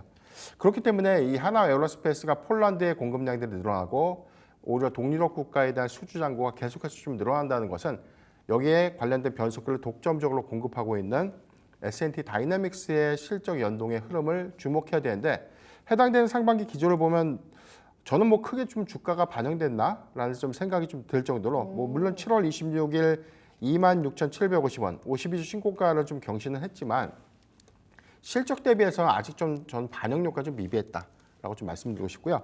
일단 내용을 좀 보면 하나 에어로스페이스 방위사업청 등에 납품을 해왔고 주력 제품은 변속기다라고 좀 이야기를 하고 있습니다. 여기에 대해서는 뭐 K9 자주포 그리고 K10 탄약 운반 장갑차 그리고 천마와 비호 등의 이 무기에 들어가는 변속기를 좀 공급해 오고 있었는데, 이게 원래 그동안은 좀 뭐 내수 시장 안에서에 대한 이 방산 수요가 좀 있었지만 최근에 이 폴란드를 기점으로 보면 뭐 루마니아라든가 동유럽의 어떤 주요국들이 이 군비를 증강하고 있는 흐름들. 그러니까 지금 자주포의 도입들은 오히려 계속해서 좀 늘어날 수 있는 요인들 안에서는 오히려 변속기에 관련된 공급량들이 늘어난다는 것은 S&T 다이나믹스의 향후 실적도 굉장히 좀 긍정적이다라고 좀 이야기를 하고 있는 거고요. 해당된 내용을 보면 수주 내역의 시사점에서는 수주 내역이 가지는 의미를 생각해봐야 한다라고 좀 언급을 했어요. 지난 9월에 하나 에어로스페이스 양 K9 변속기 조립체 계약과 K9 외 2종의 수출 사업 변속기 조립체 계약 합산 4,786억 원에 대한 추가 수주 기대감이 연결될 수 있다. 이렇게 좀 언급을 했고요. 여기에 중간 내용을 보면 2023년도 1월에 튀르키예 향해 알타이 주력 전차. 이게 알타이라는 것은 새로운 전차인가라고 좀 볼 수 있는데, 우리나라 K2 전차가 터키, 이게 옛날 터키죠. 튀르키예에 이 기술 이전을 해서 이 국가에 알맞게 사실 이제 만들어 놓은 그런 전차라고 좀 보시면 되는데, 네. K2에 대한 어떤 기술 이전이라든가 해당되는 어떤 레시피를 통해서 좀 만들어진 전차를 알타이 전차라고 하고요. 여기에도 이 변속기를 좀 공급했던 이력들이 오히려 K2 현대로템이 K2 4차 양산분에 변속기로 관련된 독점적으로 좀 공급할 수 있을까, 이런 부분들에 대한 기대 요인들은 아직 남아있다는 점 참고하면 좋을 것 같습니다. 어찌 보면 하나 에어로스페이스가 폴란드랑 북유럽 쪽으로 천천히 공급량을 늘려나가고 있는데 이 S&T 다이내믹스가 하나 에어로스페이스의 고객사로 꽉 틀어막고 있으니까 네. 같이 잘 나갈 수 있고 실적은 잘 나왔는데 주가가 지금 못 따라가고 있는 상황인 거잖아요. 네. 근데 또 보면 지금 튀르키예 향 공급 계약을 말씀을 해주셨어요. 그러면 하나 에어로스페이스를 거치지 않고 이 S&T 다이내믹스가 변속기를 토대로 해외 매출을 늘릴 수 있진 않을까요? 일단 그런 부분을 가속화될 수 있는 부분들인데, 아마 이 기술이 우리나라의 K2 전차를 동일하게 흉내내서 독점적으로 자기네들이 만들어서 수출할 수 있는 어떤 100% 아마 구현은 좀 어려운 부분이 있겠죠. 물론 이제 기술을 이전에 관련된 도입은 1차 납입분 이후에 뭐 기술 제휴를 통해서 일부분에 대한 이 전차를 좀 만들고 있는 부분들. 근데 이 부분을 얼마만큼 더 만들지, 그러니까 내수용이냐 아니면 이걸 수출용이냐의 관점에 따라서 좀 달라질 수 있는데, 현재 이 튀르키예 자체의 어떤 이 방위비를 좀 증감시키는 안에서 이 해당되는 어떤 전차의 양산 대수가 좀 증가될 수 있다는 것은 오히려 변속기 공급량 관점에서는 뭐 추가적인 해외 수주양 매출도 좀 기대할 수 있는 요인인데, 여기 하단의 내용을 보면 현대로템이 국내 K2 4차 양산을 포함한 폴란드향 그리고 루마니아의 진출 기대감들에 관련된 해외 수출이 지속되는 상황이기 때문에 향후에 아직 적용 여부가 결정되지는 않았지만 물량이 그만큼 좀 늘어난다는 것은 변속기를 좀 더 이원화해서 공급량들을 좀 늘릴 수 있겠죠. 진짜 그런 관점이라면 S&T 다이내믹스가 알타이 전차에 공급을 했던 이력들을 좀 바탕으로 좀 한다면 아마 가시성 있는 어떤 수주와 연결성으로 좀 이어지지 않을까 그렇게 좀 판단되고 있습니다. 앞으로의 수주가 계속 연결된다고 한다면 항상 대표님이 말씀하셨던 게 방산 쪽은 무조건 수주가 제일 중요하잖아요. 네. 계속해서 지금처럼 이익을 늘려간다고 한다면 실적 더 잘 나올 거고 그럼 주가는 계속해서 쭉쭉 나를 수 있을 것 같습니다. 그럼 첫 번째 리포트 한 줄 평 열어보겠습니다. 네, 대형 방산주에 가려진 알짜 기업이라고 정리를 해드리겠습니다. 바로 이어서 두 번째 준비된 종목 리포트 열어볼 텐데요. 현대차증권에서 다룬 CNC 인터내셔널 소식입니다. 어제 국내 증시에서 화장품주 정말 잘 나갔고 네. 오늘도 그 강세 흐름이 이어지고 있는 것 같은데 CNC 인터내셔널 앞으로 K뷰티 관련주들 업황이랑 함께 같이 보고 싶어요. 좀 짧게 본다고 한다면 화장품 업황 하반기에도 잘 나갈 수 있을지 그리고 거기서 CNC 인터내셔널도 계속해서 쭉쭉 올라갈 수 있을지 좀 본다고 한다면 어떻게 볼 수 있을까요? 화장품 섹터는 이제 하반기를 볼 때는 다르게 봐야 됩니다. 이게 오. 명확하게 좀 말씀을 드리고 싶은데 그러니까 전반적으로 실적이 상반기에 다 좋았다고 하니까 하반기에도 무한히 좋을 것이다. 미국 시장 좋고 일본 시장 좋고 다 계속해서 좋다라는 이야기만 좀 나오고 있다 보니까 네. 3분기에도 좋아지니까 화장품 섹터가 많이 조정받을 때 사두면 좋겠다. 이렇게 좀 단순하게 좀 생각을 하시거든요. 네. 그렇게 보시면 안 되고 수출 데이터와 좀 연동해서 볼 필요가 있다. 그러니까 우리가 2분기 실적은 끝났죠. 3분기는 7, 8, 9, 3개월의 실적 종합을 하는 것인데 7월과 8월의 잠정 수출 데이터, 그러니까 8월까지 확정이 됐고 아직 9월 초 잠정 데이터는 나오진 않죠. 이제 8월도 전체적으로 합산된 게 아니라 제가 한 3주차 잠정 데이터까지만 보고 봤던 흐름들에서는 화장품 수출이 실적 피크, 즉 실적이 좋아지는 것이 아니라 실적이 정체. 그러니까 공급량들은 늘었는데 여기서 2분기 대비 크게 증가하지는 않았다는 것이죠. 그러니까 이건 무슨 얘기냐면 우리가 그동안 2분기 실적 시즌을 좀 겪으면서 뭐 굉장히 실적에 관련된 추정 눈높이가 높아졌잖아요. 네. 이런 부분들을 충족하지 못하면 시장은 악재로 인식을 했고 오히려 주가의 조정폭이 크게 작용하는 그런 어떤 조정의 빌미로 좀 작용을 했었는데 오히려 이 하반기 수출 기조가 2분기 대비 크게 좀 증가한 것이 아니라 소폭 좀 둔화하거나 현상을 유지하는 수준이라면 실적 피크에 관련된 이슈가 좀 부각될 수 있어요. 그러니까 7월과 8월의 수출 데이터가 북미 시장에서 크게 늘어난 것이 아니라 2분기가 거의 뭐 유사하거나 소폭 좀 감소한 수준. 네. 그렇다면 이걸 뭐 비수기 요인의 어떤 영향이 있는 것인가 아니면 뭐 판매량이 급감하던 뭐 아니면 마케팅 전략이 좀 실패해서 뭐 점유율이 좀 감소됐느냐 그런 부분들보다는 우리가 올해 상반기에 너무 공격적으로 마케팅 전략으로 뭐 진출을 했죠. 그래서 네. 여기서 뭐 판매량이 좀 늘어났는데 해당돼서 오히려 화장품 섹터의 경우에는 뭐 이게 그 확장성이라는 게 무한히 갈 수는 없는 것입니다. 그러니까 어느 정도에 대한 성장치는 한계치 좀 도달할 수 있고 그렇죠. 양산 캐파는 정해져 있기 때문에 해당되는 물량들이 공급되고 싶어도 어느 정도 정해지는 어떤 정체 구간에서는 그 양을 좀 늘리기는 좀 제한적이다. 그러니까 수요가 많다고 하더라도 아직 뭐 양산에 관련된 어떤 공급량들이 좀 줄어드는 그런 효과들도 좀 있었을 것인데 그래서 저는 화장품 섹터를 볼 때는 우리가 인디 브랜드가 아무리 좋다 하더라도 공급량에 그래서 뭐 진출량의 경우에는 저는 뭐 현재는 저는 뭐 목이 꽉 찼다 이렇게 좀 표현을 좀 하고 싶고요. 오히려 실적의 정체 관련된 이슈가 한번 부각이 될 수 있는 그렇기 때문에 우리가 실리콘투가 좀 어제 강했고 ODM사에 대한 흐름들을 좀 우리가 긍정적으로 보는 이유가 플랫폼사의 경우에는 화장품을 계속해서 이제 파는 부분들이기 때문에 오히려 신규 고객사가 늘어난다는 것은 실적과 연동해서 그래도 실적의 기대 요인들이 남아 있는데 네. 또는 ODM사의 경우에는 양산 고객사들이 많다는 것은 우리는 계속해서 원료 공급하고 주문하는 그대로 만들어서 공급하는 것이기 때문에 해당되는 전체 캐파에 대한 이 한도가 남아있는 한은 아직은 좀 여력이 있다. 저는 그렇게 보고 싶습니다. 그러면 결국은 상반기 때 너무 잘 나갔으니까 네. 화장품주 쪽은 수출 데이터를 좀 봐야 될 것 같은데 네. 인디 브랜드보다는 약간 양산할 수 있는 고객사를 가지고 있는 ODM사가 앞으로 좀 잘 나갈 것 같다라고 말씀을 해주셨어요. 네.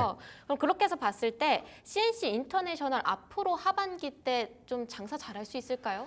네, 우선 2분기 실적 기조를 보면 2분기 매출액이 전년 동기 대비 지난 1분기 대비 분기 대비해서 40.6%가 증가됐고요. 영업이익은 전년 동기 대비는 뭐 14.4%가 좀 증가가 됐는데 죄송합니다. 지금 잘못 봤고요. 전년 동기 대비 매출도 40.6% 그리고 영업이익도 14.4%가 증가된 흐름을 보였는데 여기에 OPM을 14.4%, 영업이익률이 14.4%. 제가 1분기 기억하기로는 한 23%대쯤 나왔거든요.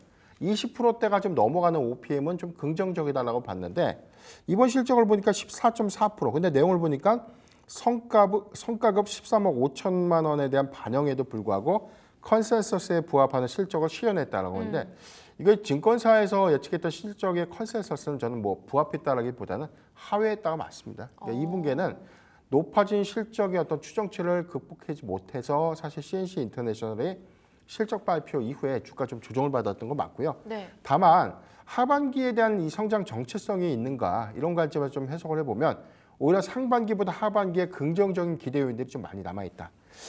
내용을 좀 보겠습니다. 지난 4월에 임대 공장을 가동을 시작했고요. 매출액은 지난 분기 대비 증가하는 모습을 보였다라고 좀 언급을 했습니다. 주력 제품은 립 틴트, 립밤 등의 견조한 매출이 좀 지속되고 있고 전체 매출 포지션 22분기 매출 포지션 보면 립 제품이 72.7%, 베이스가 13.4, 아이 15.5, 기타 1.5. 그러니까 주력 제품은 립 제품인데 이게 증설 물량이 사실 립 제품을 만들기 위해서 지난 4월에 증설 투자를 했고 오히려 이 부분이 올해 3분기 가동을 본격하게 된다면 전체 캐파는 한 60% 정도가 더 상향될 수 있는 공급량이 좀 크게 늘어날 수 있는 것은 오히려 상반기보다 하반기 실적의 추정치 그리고 기대치가 더 상향될 수 있음을 좀 우리가 확인할 수 있겠습니다. 내용을 보면 7월과 8월에 늘어난 캐파를 바탕으로 견조한 실적을 달성하였던 것을 좀 보여주고 있고요.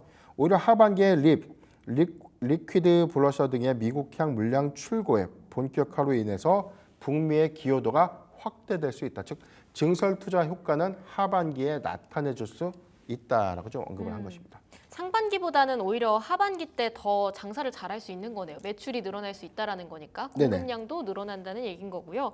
한번 하반기 지켜보면 좋을 것 같습니다. 특히 인디 브랜드보다는 ODM사 위주로 화장품 관련주들 살펴보면 좋을 것 같습니다. 두 번째 리포트 한 줄 평 열어볼까요? 네, 하반기에 이유 있는 실적 기대 믿을 건 ODM뿐이라고 정리를 해드렸습니다. 바로 마지막 소식으로 넘어가 보도록 하겠습니다. 신한투자증권에서 나왔고요. BH 리포트인데요. 오늘 좀 크게 하락하고 있는데 이게 아이폰 모멘텀이 끝났기 때문이지 않을까 싶어요. 그럼 이렇게 아이폰 16 시리즈 공개된 상황에서 다음으로 성장하려면 BH는 어떤 성장 모멘텀을 끌고 가야 되나요? 네, 오늘 주가가 현재 9.8%. 지금 이 부분이 사실 제가 뭐 우리나라의 증시를 좀 탓하고 싶지는 않는데 사실 우리가 바라봤던 실적도 탄탄하고 오히려 하반기에 기대 요인이 큰데 주가의 어떤 흐름들을 반대로 간다. 오히려 올라가거나 지지해 주는 것도 아니고 그런데 오늘 이 이슈를 셀론으로 좀 봐야 될 것인가. 셀론으로 보려면 주가가 단기에 급등을 했어야 되는데 조정하고 나서 오히려 다 반납을 했거든요. 그리고 추세적으로는 더 밀렸다는 것은 저는 단호하게 매수의 기회로 좀 활용할 수 있다고 봅니다. 악재가 없다라고 봐야죠.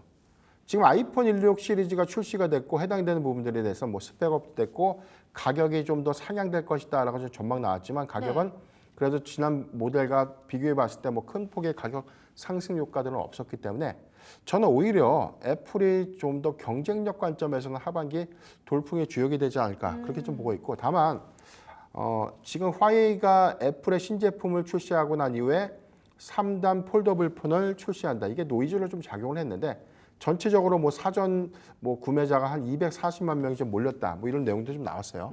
그런데 우리가 비교할 수 있는 요인들 이 부분은 중국 시장에서 애플이 고전할 수 있다라는 리스크를 반영하고 있는 겁니다.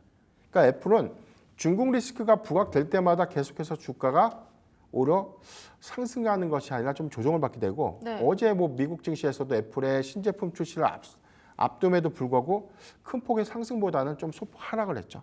그러니까 그런 부분들이 노이즈로 좀 작용을 한 것이다라고 좀 보는 게 맞는데 다만 우리가 좀 정확하게 좀 현상 파악을 해야 되는 부분은 삼성이 갤럭시 S24를 지난 1분기에 출시됐을 때까지만 하더라도 과연 AI 폰에 관련된 수요가 있을까? 그런 시장의 우려감들이 말끔하게 좀 해소가 됐죠. 그래서 2분기까지 시장 점유율 1위로 좀 기록하게 됐던 그런 배경으로 좀 작용했던 점을 기억을 해야 될 것 같고요.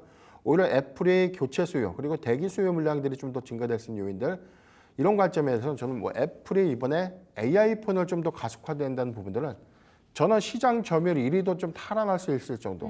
그리고 여기다 판매 목표량이라든가 생산량도 거의 뭐 상향해서 지금 양산을 하겠다는 계획 발표가 좀 있었다는 것은 공격적인 마케팅 하에서 시장 점유율을 좀 확대할 수 있는, 이거는 애플 부품주들의 수혜로 좀 이어질 수 있고, 이거는 상반기보다 하반기의 실적 기대치가 더 높아질 수 있다. 이 점을 기억하면 좋을 것 같습니다. 애플은 상반기보다 하반기 매출이 더 좋게 나올 수 있을 것 같기 때문에 관련주들도 오히려 지금이 저점 매수의 기회가 될 수 있다, 이렇게 말씀을 해주셨는데요. 또 애플만 바라보고 있기에는 살짝 무서우니까요. 애플 말고 다른 파이프라인은 없을까요?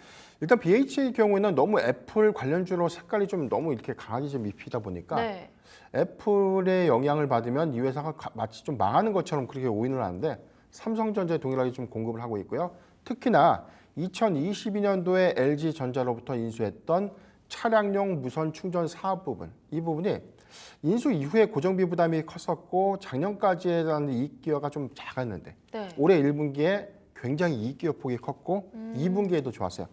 여기 중간 내용을 보면요. 1번 문단의 중간 내용을 보면 2024년도 EVS 매출액은 18% 상향이 전망되고 있고 네. 사업 모델의 다변화로 안정적인 분기별 실적 기록이 예상되고 있다. 연 500억에서 600억 원 규모의 설비 투자가 진행 중에 있다. 그러니까 사업 다각화를 이룬다는 것은 안정적인 IT 사업 부분을 좀 기반으로 해서 이 회사는 전장이라는 새로운 먹거리에 충실해 왔습니다. 그 가시화된 부분들이 우리가 내연차든 전기차든 우리가 모델을 과거 한 3년 전 모델을 보면은 차량 안에 무선 충전기가 거의 없어요. 그렇죠? 그래도 그렇죠. 요즘 나오는 신차들은 대부분 무선 충전이 다 기본적으로 옵션이 탑재가 돼 있습니다. 만약에 이제 연동되는 판매량들이 계속해서 증가가 된다는 것은 오히려 차량용 무선 충전기에 관련된 사업 부분, 여기에 대해서는 매출이 크게 증감될 수 있는 요인이기 때문에 신차 출고가 계속해서 좀 더 활발하게 이루어지는 구간은 BH가 전장 사업에 관련된 부품, 이 비중에 관련된 매출 포지션도 상향될 수 있음을 우리가 기억하면 좋지 않을까라고 좀 말씀드리겠습니다. 아직은 애플의 색깔이 짙게 묻어 있지만 그 외에도 사업 다각화를 계속해서 두드리고 있기 때문에 지켜보면 좋을 종목이 될 것 같습니다. 마지막 리포트 한 줄 평 열어보겠습니다. 네, 가을은 사과가 익는 계절, 아이폰 흥행에 주목하자라고 좀 말씀드리겠습니다. 네, 오늘 준비된 소식은 여기까지입니다. 세 가지 함께 봤는데요. S&T 다이내믹스, CNC 인터내셔널, 그리고 BH 소식까지 다뤄봤습니다. 기업공시연구소 변영인 대표와 함께했습니다. 고맙습니다.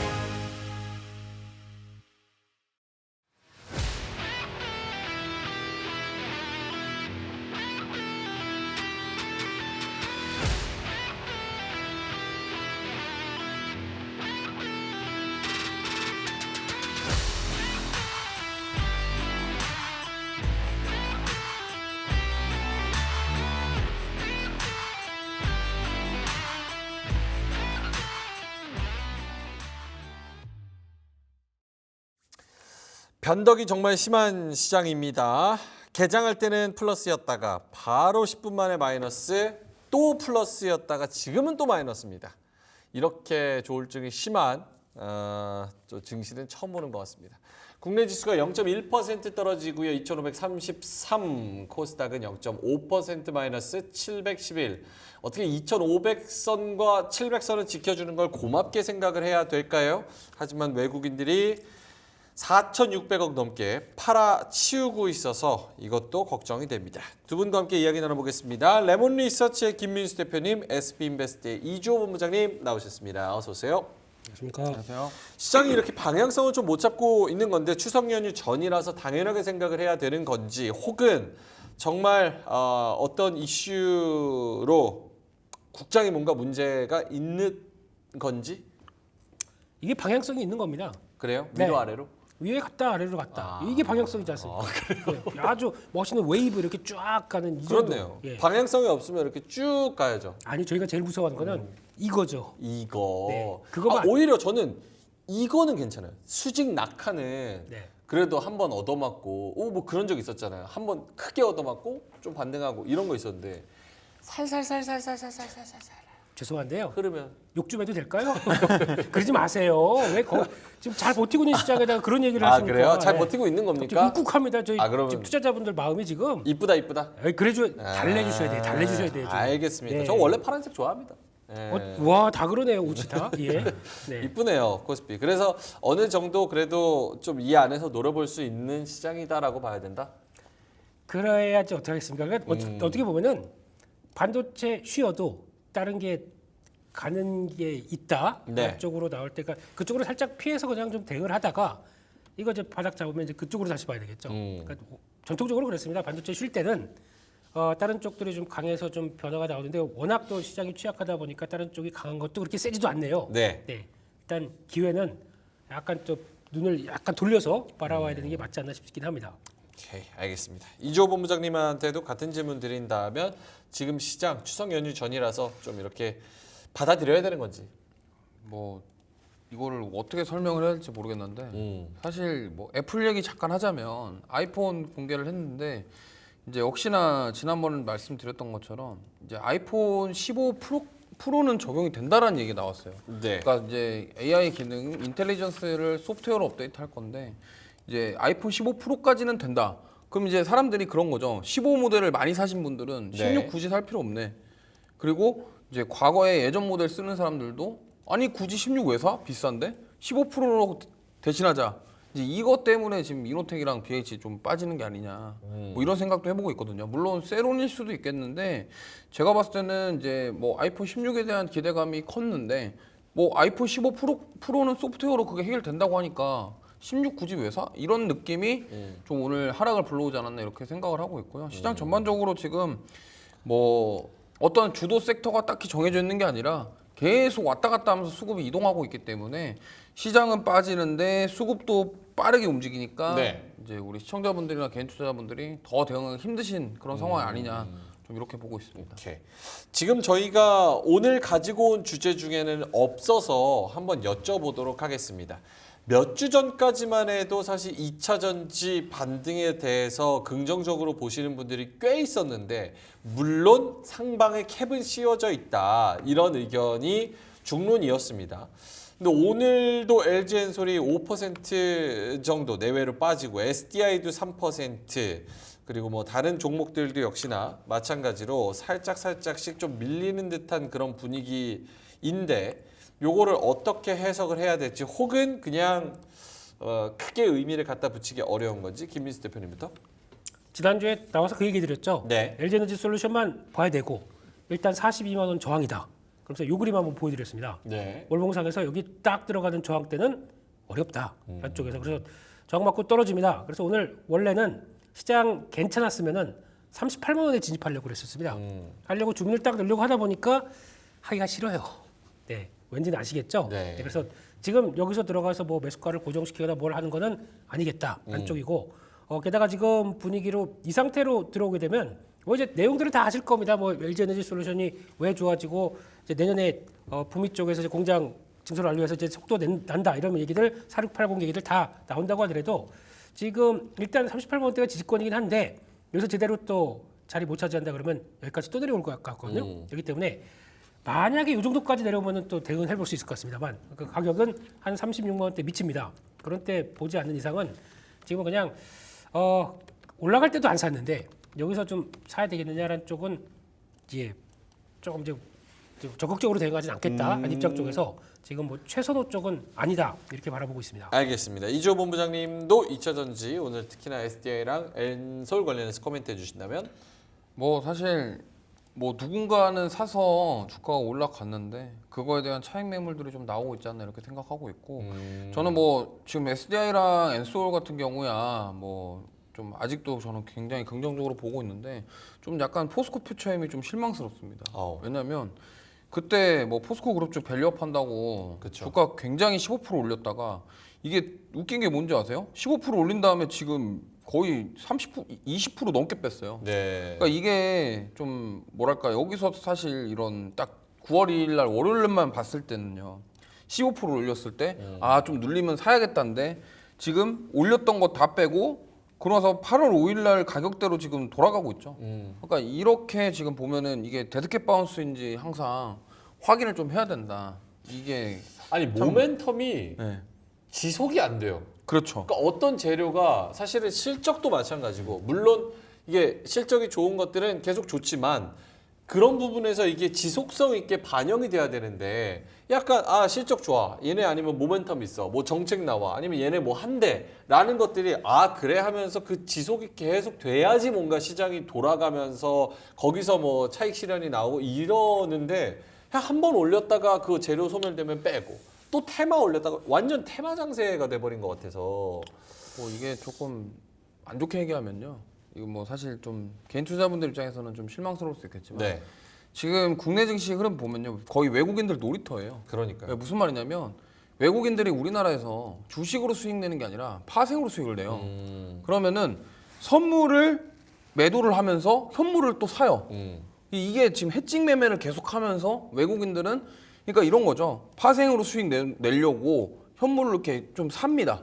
그래놓고서는 갑자기 또 빼버리고 던지고. 이런 상황이 계속 반복되고 있기 때문에 왜냐면 자금력 자체가 외국인들에 비해서 개인 자금은 상대가 안 돼요. 그러니까 그 자금력이 어마어마하기 때문에 어떻게 보면 지금 외국인들이 우리 국내 증시에서 이런 파생을 통해서 좀 단기 수익을 계속 내고 있다라는 점 그런 상황에서 지금 현물들이 그거에 비해서 해칭성 매매로 좀 올라갈 때는 확 샀다가 갑자기 파생 수익 내면 어느 순간 다 팔고 이런 게 반복이라서 악순환이 좀 이어지고 있다 이렇게 보시면 될 것 그러니까 같아요. 매수 수요 자체가 굉장히 얇기 때문에 네. 거래 대금 자체도 굉장히 적고 그래서 지수를 쉽게 갖고 놀 수 있는 그런 시장이어서 그런 부분에서 외국인들이 좀 파생으로 이것저것 나쁘게 말하면 장난질이고 뭐 좋게 말하면 열심히 좀 그렇죠. 살고 있는 거죠. 트레이딩을 좋게 열심히 하는 말하면요. 거죠. 좋게 얘기 좀 마세요. 그렇게 얘기하지 말아요. 나쁘게만 얘기하세요. 네. 네. 참 안타깝습니다. 이럴 때일수록 뭔가 조금 도움의 손길이 좀 필요한데 뭐 도와줄 사람이 아무도 없는 것 같습니다. 네, 국내 증시는. 알겠습니다. 이민철님께서 삼성전자 이 가격이면 거저다 거저. 오늘 많이 담아야지 이렇게 말씀을 하셔서 저희가 알고 첫 번째 주제 제작진이 준비를 했습니다. 첫 번째 주제 보여주시죠. 근데 증권사는 왜 10만 전자의 꿈을 버리고 있을까요? KB도 그렇고요. 목표가를 증권사들이 좀 많이 낮추고 있는 그런 상황입니다. 좋게 얘기한 게 엊그제 같고 또 JP모건인가요? 모건스탠리 쪽에서 반도체 조금 조심해야 된다라고 얘기하는 거에 반대하는 목소리들이 더 많았는데 사실 지금 주가가 이렇게 밀리는 거 보니까 쉽지는 않은 것 같습니다. 지금 오늘 삼성전자 주가 얼마입니까? 66,800원에 거래되고 있네요. 67,000원도 붕괴가 됐습니다. 연중 최저가. 코멘트를 들어본다면 김민수 대표님 이상입니다. 네. 어떻게 소주 한 병 시켜드려요? 예, 같이 찌개도 하나 드시고요. 예, 찌개는 사치입니다. 지금 삼성전자 물려 계신 분들 얼마나 많은데. 새우깡으로 부탁드리겠습니다. 새우깡으로 예, 예. 좋습니다. 근데 이게 그런 네. 것 같아요. 아니 이렇게 되기 시작하게 되면 왜 맨날 뒷북칩니까 이들은? 네, 진구가 나왔다 변화가 됐다 그러면 먼저 이렇게 좀 만들어서 하면 모르겠지만 저 네. 고점에서 다 무슨 10만 전자, 뭐 13만 전자 얘기하다가 이제 와서 바꾼다고 하게 되면 항상 그래 왔으니까 그렇다고 하더라도 맨날 씁쓸하네요. 이럴 때만 보면요. 근데 중요한 거는 일단 지금 돌아가는 상황 쪽에서 아마 지금은 좀 오버하는 국면은 좀 있다고 보여집니다. 예. 근데 지금 삼성전자를 본다라고 하게 되면 딱 지금 AI 쪽에 그래도 시장이 바라보는 것처럼 뭐 문의가 아직 안 묻어 있다 보니까 오히려 지금은 그냥 메모리 반도체 돌아가는 상황들로 그대로 엮이면서 봐야 되겠죠. 근데 지금 나오는 얘기는 거기다 보면 그겁니다. 주가가 빠지다 보니까 이번에 메모리 반도체 사이클이 아주 작은 소 사이클이었고 예. 이게 약간 좀 고점에서 위축되는 현상이 아니냐라는 쪽으로 바라보고 있는데 주가가 빠지면 이런 얘기고요. 근데 반대로 여기서 어느 정도 그런 시그널이 나오지 않고 다시 메모리 반도체에 대한 변화 특 이거는 가격으로 얘기합니다. 디램 가격으로. 디램 가격들이 7월 달에 고정 거래 가격 좀 위축되다 보니까 7월 8월 달 그래서 나오는 것 가지고 이렇게 해석을 하는 것 같은데 만약에 가격이 반등하게 되면 또 무슨 얘기 할 거예요? 이들이. 네. 그럼 다시 목표가 상향으로 갈까요? 제가 보기에는 이거 다시 뭐 8만 원대 근처 가게 되면 그때 목표가 바꿉니다. 항상 뒷북의 전문가 네. 그 뒤에서 네. 주가 확인하고 나중에 이거 뭔 일이지 하고도 이렇게 또 체크하다 보니까 그렇게 나올 수밖에 없는 운명을 보게 되면 일단 지금 삼성전자는 저평가 맞는데 그런 것도 있어요. 그러면 그거 가격 확인할 때까지 시간이 걸리죠. 그렇게 되면 싸긴 싼데 싸다고 해서 다이렉트로 V자 반대로 탄력을 받겠느냐? 이건 또 하나의 문제죠. 사긴 사는데 느리게 움직인다 그러면 오히려 기회비용이 될 수가 있습니다. 네. 그렇기 때문에 확인하면서 보자 이렇게 말씀드릴 수밖에 없는데 그래도 이제 용자가 계신다고 하게 되면 들어가시는 거는 나쁘진 않다. 하지만 아까 말씀드렸던 확인할 게 아직 몇 가지는 좀 남아 있다. 이거 생각하셨으면 좋겠습니다. 네. 우리 이주호 본부장님한테도 같은 질문 드려야 될 것 같은데 일단은 증권사에서 목표가를 최근 한 3, 4일 동안에 네. 변동이 큽니다. KB에서는 13만 원 부르다가 9만 5천 원, 현대차에서는 11만 원 부르다가 10만 4천 원, 그리고 DB에서는 11만 원 부르다가 10만 원, 요 정도로 집계가 되고 있네요. 이주호 본부장님 어떻게 좀 목표가 하향에 있어서 동의하시는지 그리고 왜 그런지도. 저는 증권사에서 지금 하향하는 이유가 명확하게 있다라고 생각을 해요. 예. 왜냐하면 파운드리에 대한 부분인데 인텔이 파운드리를 매각을 하면서 그 반사이익을 누가 볼 것이냐. 과연 삼성전자가 볼까? 아니다. 이건 TSMC가 볼 것이다. 이걸로 지금 중론이 가고 있다라고 보시면 되겠고요. 결국에는 지금 삼성전자가 되게 애매해요. 무슨 말이냐면 HBM도 막 그렇다 할 지금 성과가 나온 것도 아니고 그렇다고 파운드리를 그래서 TSMC를 따라갈 만큼 뭔가 카드가 있냐? 그것도 아니에요. 그러면은 결국엔 삼성전자가 앞으로 나아갈 길에 지금 뭔가 될 게 뭐가 있는 건데 이거에 대한 사람들에 대한 의구심 네. 이런 것들이고 그리고 어제 나스닥 증권거래소 그 현지 미국 직원이 우리나라 와서 브리핑을 했습니다. 그 미래에셋 자산운용 쪽이랑 뭘 얘기했냐면 그 필라델피아 반도체 지수 티거가 SOX예요. 근데 ASOX를 출시한다고 합니다. ASOX. A가 뭘까요? AI겠죠. 아, 그래서 어제 AI 반도체. AI 반도체 지수를 쪼갠대요. 아. 필반 지수가 티거가 SOX인데 ASOX를 만든다고 합니다. 근데 여기서 중요한 게 뭐냐면 그 나스닥 증권거래연구소 직원이 여기서 레거시 프리라는 말을 했어요. 레거시 프리. 그게 무슨 말이냐면 메모리 반도체는 여기 안 끼워주겠다라는 겁니다. 그렇죠. 그러면 메모리 반도체 글로벌 넘버 원이 삼성전자인데 그럼 여기서 새로 만드는 지수는 이제 AI 자기들끼리 다 하겠다라는 거죠. 그러면 뭐 파운드리부터 시작해서 팹리스 그다음에 뭐 여러 가지 그런 기업들만 AI 쪽만 넣는다. 이러한 부분들이 어떻게 보면은 지금 주가에 좀 반영이 되고 있지 않나 싶어요. 그래서 오늘 하이닉스랑 HBM 관련주들은 반등이 나왔거든요. 네. 근데 삼성전자는 왜 빠지냐에 대해서 생각을 좀 해본다고 한다면 지금 이게 아직 출시가 되진 않았지만 지금 어떻게 보면은 이러한 ETF들이 출시가 될 때 패시브 자금들이 유입이 돼요. 그럼 어떻게 보면 삼성전자는 여기서 거의 배제되는 수준이거든요. 네. 그렇기 때문에 이러한 부분들이 어떻게 보면 삼성전자의 지금 주가의 하락을 더 부추긴다? 네, 부추기고 있는 상황이 아니냐. 뭐 이렇게 좀 생각을 해볼 수 있을 것 같습니다. 사실 파운드리를 그렇게 중요하게 생각한다면 분할은 이런 데서 분할을 좀 하는 게 맞지 않을까라는 생각이 들어요. 물적 분할 말고 주식을 똑같이 주는 걸로 해가지고 왜냐면 뭐 파운드리 안 준다는 게 뭐 기술력의 측면도 있겠지만 뭐 보안적인 측면도 요즘은 너무 강화가 되니까 그런 부분도 있지 않나? 약간 이런 생각도 들고 좀 쪼개는 게 맞지 않나? 왜냐면 주가가 워낙 좀 답답하니까 뭐 못 가는 이유를 찾자면 사이클이 무너졌다, 무슨 뭐 핸드폰이 안 팔린다, 뭐 지금 파운드리에서 뭐 수주가 안 들어온다, 뭐 이런 얘기를 하니까 조금 돌파구가 필요한 거 아닌가 싶습니다. 자 그러면 네. 전화 좀 드리세요. 전화요? 네. 누구한테? 예, 드래곤 형님한테 예, 드래곤. 전화 좀 드리세요. 제 드래곤님한테 네. 어떻게 그러면 지금 가지고 있는 분들과 신규 매수자 이렇게 나눠 보자면 요거 짧게만 할게요. 신규 매수자와 보유자 관점으로 봤을 때 어떤 전략이 가장 유효합니까? 김민수 대표님부터. 네, 사시긴 사시는데 네. 당장 사지 말자. 싼 건 누구나 다 합니다. 네. 여기까지 온 건. 근데 아까 말씀드렸듯이 탄력이 강할 것이냐로 베팅을 할 자신이 없다라는 쪽이다 보니까 아까 말씀드렸듯이 좀 확인할 거 확인하고 그 다음 보자라고 하는 게 좋을 것 같습니다. 오케이. 네. 사기는 사되 언제 올라갈지 모르기 때문에 타이밍적으로 봤을 때는 지금 굳이 막 뭐 달려들어서 살 필요는 없는 것 같다. 네. 이조 본부장님은요? 자식 물려줄 생각 있으시면은 사시고요.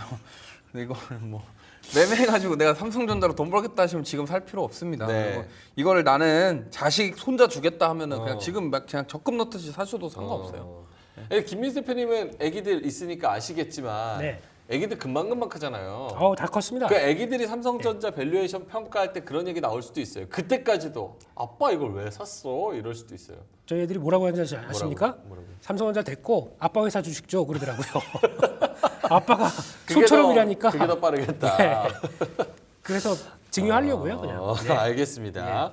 삼성전자 조금 시간적 여유를 두고 접근하자라는 게 두 분의 의견이고 여기서는 공감대가 형성이 되는 것 같습니다.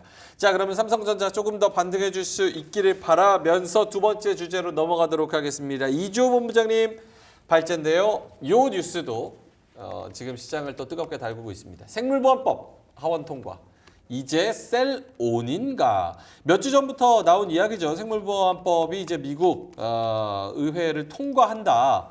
중국 바이오 기업은 이제 다 좀 고전할 거고 우리나라가 이 반사수혜를 얻을 것이다. 내용은 이미 알려져 있기 때문에 셀온 뉴스가 될 것인가? 이주호 본부장님 저는 아닐 것 같아요. 세론이. 아니다. 예, 물론 뭐 유한양이처럼 하루 이틀 그렇게 누를 수는 있겠으나 이게 세론이 돼서 뭐 추세가 꺾인다 이러지는 않을 것 같습니다. 지금 하원은 통과를 했고 이제 그럼 상원이 남았는데 제가 봤을 때 상원도 이걸 굳이 통과 안 시킬 이유가 없다라고 생각을 합니다. 그렇다고 한다면 최종적으로 통과됐을 때 그러면 중국을 억제하는 정책은 계속되고 있고요. 그렇다고 한다면 이 반사 이익을 과연 누가 많이 가져갈 것이냐 이제 땅 따먹기 싸움이거든요. 네. 왜냐면은 이제 뭐 론자부터 시작해서 캐털란트 그다음에 이제 뭐 지금 뭐 우시바이오로직스 제껴놓고 삼성바이오로직스 그다음에 후지 쪽 있는데 네. 그 외에 이제 인도도 있다고 해요.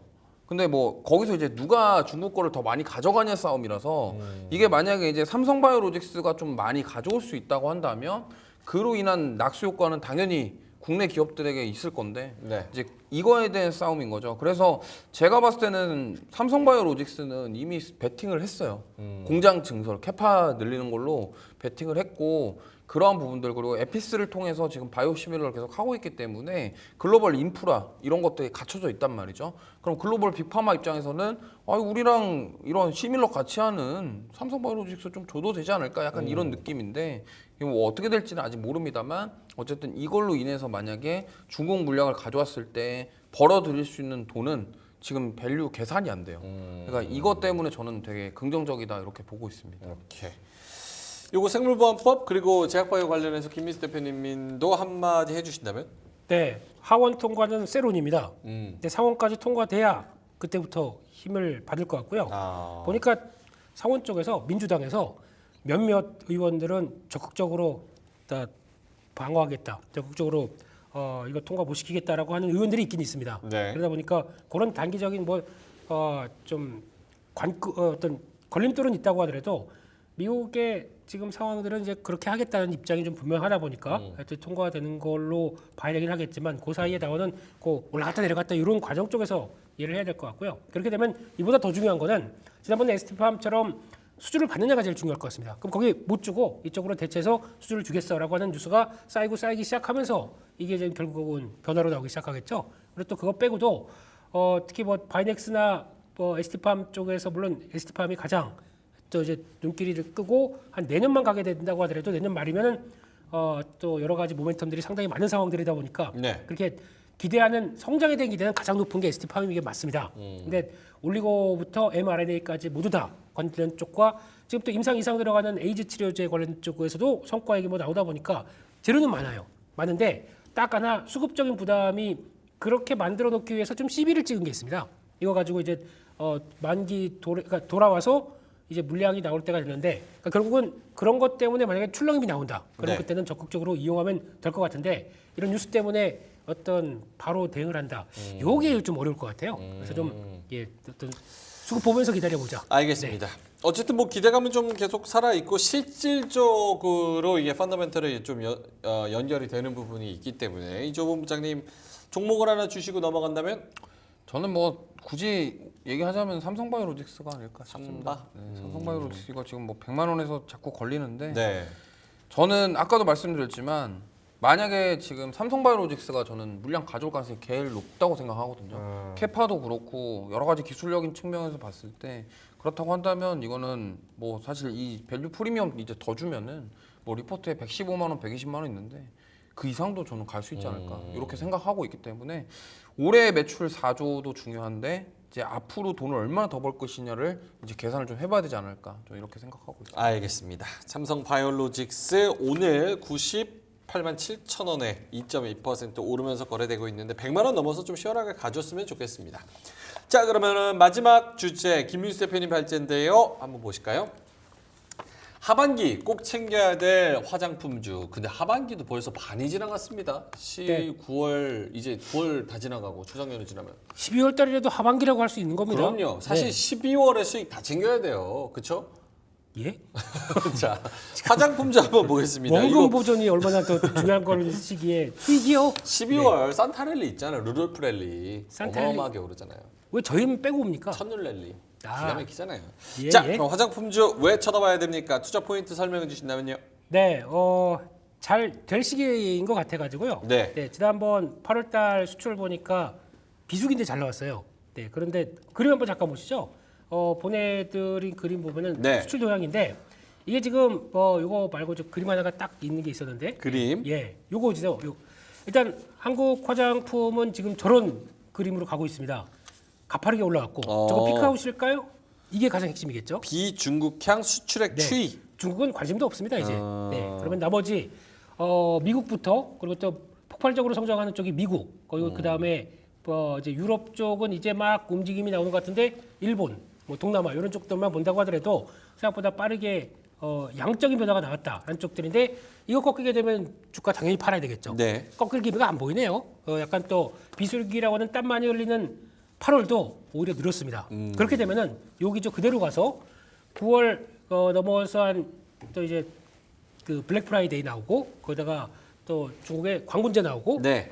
이런 쇼핑 시즌이 왔을 때 화장품 쪽들은 일단 재고 쌓고 글로 쭉 보내겠죠. 그러면 9월, 10월도 수출 동향은 훨씬 좋다. 이렇게 봤었을 때 지금 시장에서 그래도 성장이 꺾이지 않는 섹터를 본다라고 하게 되면 대안이 별로 없는 것 같습니다. 그런 쪽이기 때문에 이쪽에 대한 관심 또 어떤 시장에 대한 시각들 계속 좋아질 것 같고 또 하나 요즘 체크해 보는 게 그게 있어요. 틱톡 가서 이제 검색어 트렌드 뭐 무슨 마스터인가 그거 한번 쳐보게 되면은 네. 특히 이제 모 종목의 품목 같은 경우는 이렇게 가 있습니다.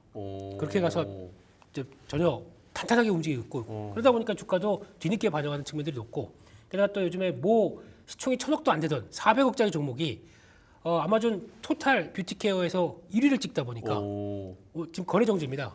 뭐 종목은 여기도 연예인 같네요. 약간 뭐 랭킹 1위 하면은 막 떡상하고. 인기에 그만큼 부합을 한다. 그래서 콜라겐 마스크팩 하는 회사 같은 경우는 어제 상한가 들어갔고 오늘 거래 정지. 와. 네, 그럴 정도로 나오게 되면 인기를 받는다라고 하게 되면 당연히 반영이 될 거고 게다가 수출 동향 떨어지지 않는다라고 하게 되면 영향을 끼친다라고 했었을 때 이게 또 중요한 변화인 것 같고 그렇기 때문에 지금은 화장품 쪽에서 꺾이는 신호가 나오지 않았다. 안쪽으로 보게 되면 솔직히 만약에 전력기기 같은 경우는 7월달, 8월달 수출이 좀 꺾였어요. 약간 좀 위축됐어요. 네. 휴가 시즌인데 그것도 인정 안 해주고 그냥 무참하게 꺾어버립니다. 근데 지금 화장품 쪽은 그런 다 이거 이렇게 성장했는데 세론이 아니야 막 그것만 보고 있다 보니까 근데 그럼에도 불구하고 아마 주가가 실적들이 수출 중심으로 계속 나온다 그러면 여전히 강할 것이다. 단 요건 있어야 될 것 같습니다. 네. 내일이 11일입니다. 11일. 네, 그러면 또 10일짜리 수출 데이터 나와가지고 혹시나 좀 위축된다. 그거 가지고는 그런 때 만약에 주가가 좀 단기적으로 올라서 좀 책임을 받는다 그러면 그런 때 늘려가시는 게 맞지 않나 그렇게 바라보고 있습니다. 알겠습니다. 이조 본부장님도 화장품주 타이밍적으로 한 말씀 해주신다면 짧게만. 지금 저는 피크아웃이 아니라고 생각합니다. 피크아웃이 아니다. 그래서 눌릴 때마다 매수 기회라고 생각하시면 좋을 것 같고 하반기에도 저는 이런 실적 성장이 계속 이어질 가능성이 높다라고 생각을 하고 있기 때문에 지금 뭐 이런 필수 소비재 같은 경우가 뭐 경기 침체가 온다고 해서 줄어들 것 같지 않아요. 지금 흐름상. 그렇기 때문에 이러한 추세를 주가도 그렇지만 한번 추세 타면은 가듯이 아까 보여주신 자료도 수출 데이터 자체가 추세를 타고 있기 때문에 6월, 7월은 살짝 안 좋았는데 8월은 또 좋았고 남은 이제 3, 4개월 정도도 좋지 않을까. 지금은 조정 시 매수 관점으로 항상 대응하시면 좋을 것 같다는 말씀드리겠습니다. 근데 약간 이런 생각이 들어요. 물론 화장품주 잘 가는 건 너무 좋지만 미국이 경기 침체다 아니다 뭐 이런 거를 얘기하는 상황에서 화장품주는 미국에 잘 팔려서 잘 간다. 물론 수출이나 실적이 그걸 뒷받침한다고는 하지만 약간 뭐 센티로 크게 영향을 받는 시장에서 이런 거는 조금 이게 논리적으로 그게 논리적으로는 안 맞는데요. 지금 제조업 PMI만 둔하고 서비스 PMI는 잘 나오고 있어요. 나쁘지 않다. 그러니까 그런 걸 봤을 때 과연 이걸 경기 침체라고 지금 얘기할 수 있냐. 근데 다만 이제 우려스러운 거는 고용이 둔화가 됐기 때문에 사실 고용 지표랑 PMI 지표 따지고 보면 고용이 선행 지표고 PMI가 후행 지표거든요. 네. 그럼 고용이 둔화되는 모습이 나오면서 일하는 사람들이 줄어들고 이런 활동들이 제약적이 생긴다고 한다면 PMI 지표는 그 나중에 반영될 거예요. 그럼 대표적으로 지금 PMI가 후행 지표이기 때문에 네. 그러면 일단 고용이 둔화되고 있는 건 다 알았어요 이제. 그러면 이게 경기 침체냐 아니냐의 판단은 나중에 이제 후행 지표가 나올 때 그때 이제 더 다시 한번 얘기 나오지 않을까. 알겠습니다. 자, 그러면 두 분의 공략주로 넘어갈 텐데요. 오늘 신만전자 증권가가 목표가 하향한 거, 그리고 생물보안법 하원 통과된 제약바이오, 그리고 화장품주 이렇게 알아봤습니다. 두 분의 공략주 오늘 뭐 비슷하게 결이 같게 가져오셨습니다. VT와 ST팜 가지고 오셨는데요. 오후장에 주목해볼 만한 그리고 다음 주까지 한번 지켜볼 만한 공략주입니다. 김민수 대표님 먼저 계속 이어서 해보겠습니다. 화장품 중에는 VT? 네, 아까 얘기한 게 그거죠. 네. 사람의 피부를 살립니다. 니들샷이. 네. 아침 저녁으로 아침, 한 번씩만 저녁으로. 발라보세요. 사람이 또 어디 무슨 수술했어? 라고 얘기를 할 정도로 오. 예, 그렇게 얘기를 하는데 저는 안 되더라고요. 주머니에서 하나 나올 것 같아요. 리드샷. 자, 29,900원 이러면서 예. 네. 매진 임박. 네. 이게 또 자, 상세히 말씀드리면 네. 50, 100, 300 이러면서 안에 들어간 그 바늘 있죠? 네네네. 그 들어간 게 좀 다릅니다.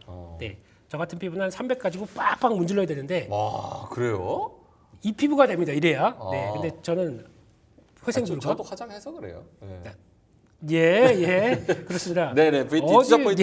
예, 그래서 그렇게 보는데 아까 말씀드렸던 틱톡에 나오는 트렌드 쪽에서도 상위로 쭉 올라가 있고 관심도 많이 높다 보니까 나오는 변화 그리고 또 특별히 홍보도 안 했는데 아마존에서 잘 팔립니다. 그렇기 때문에 온라인 쪽에서 채널들 강화되는 모습들까지 생각한다. 그러면은 거의 이제 앞으로 실적은 잘 나올 거라고 보고 있고요. 그런 차원에서 이제 막 움직이다 보니까 직전 고점대들 하나씩 나오면서 직전 4만 원대를 한번 찍겠다라는 쪽에서 한번 체크를 해볼 수 있을 것 같고요. 손절가는 중요한 지지권 이탈한다. 3만 1,000원대를 손절가로 말씀드리겠습니다. 알겠습니다. VT 4만 원, 손절가 3만 1,000원, 그리고 현재가 화장품은 지속된다라고 VT를 말씀해 주셨습니다. 자, 이주호 본부장님의 오전 공략주는 ST팜입니다. 제약바이오, 요것도 아직 살아있는 그런 섹터와 종목인 것 같은데요. 투자 포인트는요? 네, 일단 뭐 역시나 지금 이번에 유럽 종양학회에 나오는 그 경구용 대장암 치료제에 대한 부분들 요거 일상 결과에 대해서 지금 공개를 하겠다고 공시가 나왔어요. 그래서 이 부분들에 대한 기대감이 지금 남아있는 상태고 아까 말씀하신 것처럼 신약에 대한 기대감이 많이 있는 상황입니다. 근데 ST팜이 왜 긍정적이냐면은 물론 삼성바이오로직스가 어떻게 보면 CDMO 대장이긴 하지만 여기가 지금 RNA 리보핵산 관련된 그 원료인 올리고 CDMO가 부각이 되고 있어요. 네. 그래서 과거에도 중국 기업 거를 가져왔다라는 뉴스와 함께 좀 상승이 나왔었거든요. 그때에 대한 부분들이 어쨌든 CDMO에 대한 부각이었습니다. 그렇기 때문에 신약 모멘텀도 있는데 이런 CDMO 모멘텀도 있기 때문에 저는 그래서 삼성바이오로직스 가격적으로 부담스럽잖아요. 일단 주가만 보더라도 삼성바이오로직스는 ST팜이 10배입니다. 일단.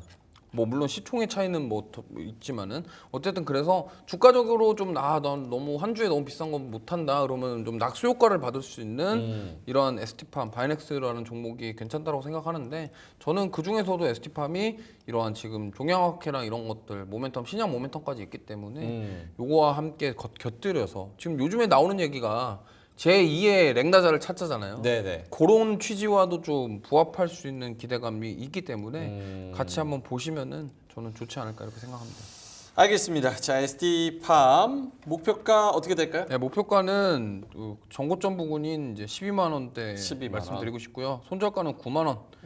그래서 뭐 사실 이 지금 중장 기평선들이 다 9만 원보다 살짝 위에 있어요. 9만 5천 원에서 9만 원 사이에 있기 때문에 네. 조금 여유 있게 9만 원까지 좀 보시면서 만약에 반등 나오면 저는 12만 원까지 좀 세게 나오지 않을까 이렇게 생각해서 접근하시면 좋을 것 같습니다. 알겠습니다. 목표가 12만 원, 손절가 9만 원, 매수가 현재가 ST팜 이렇게 말씀을 해주셨고요. VT도 함께 지켜보시면 좋을 것 같습니다.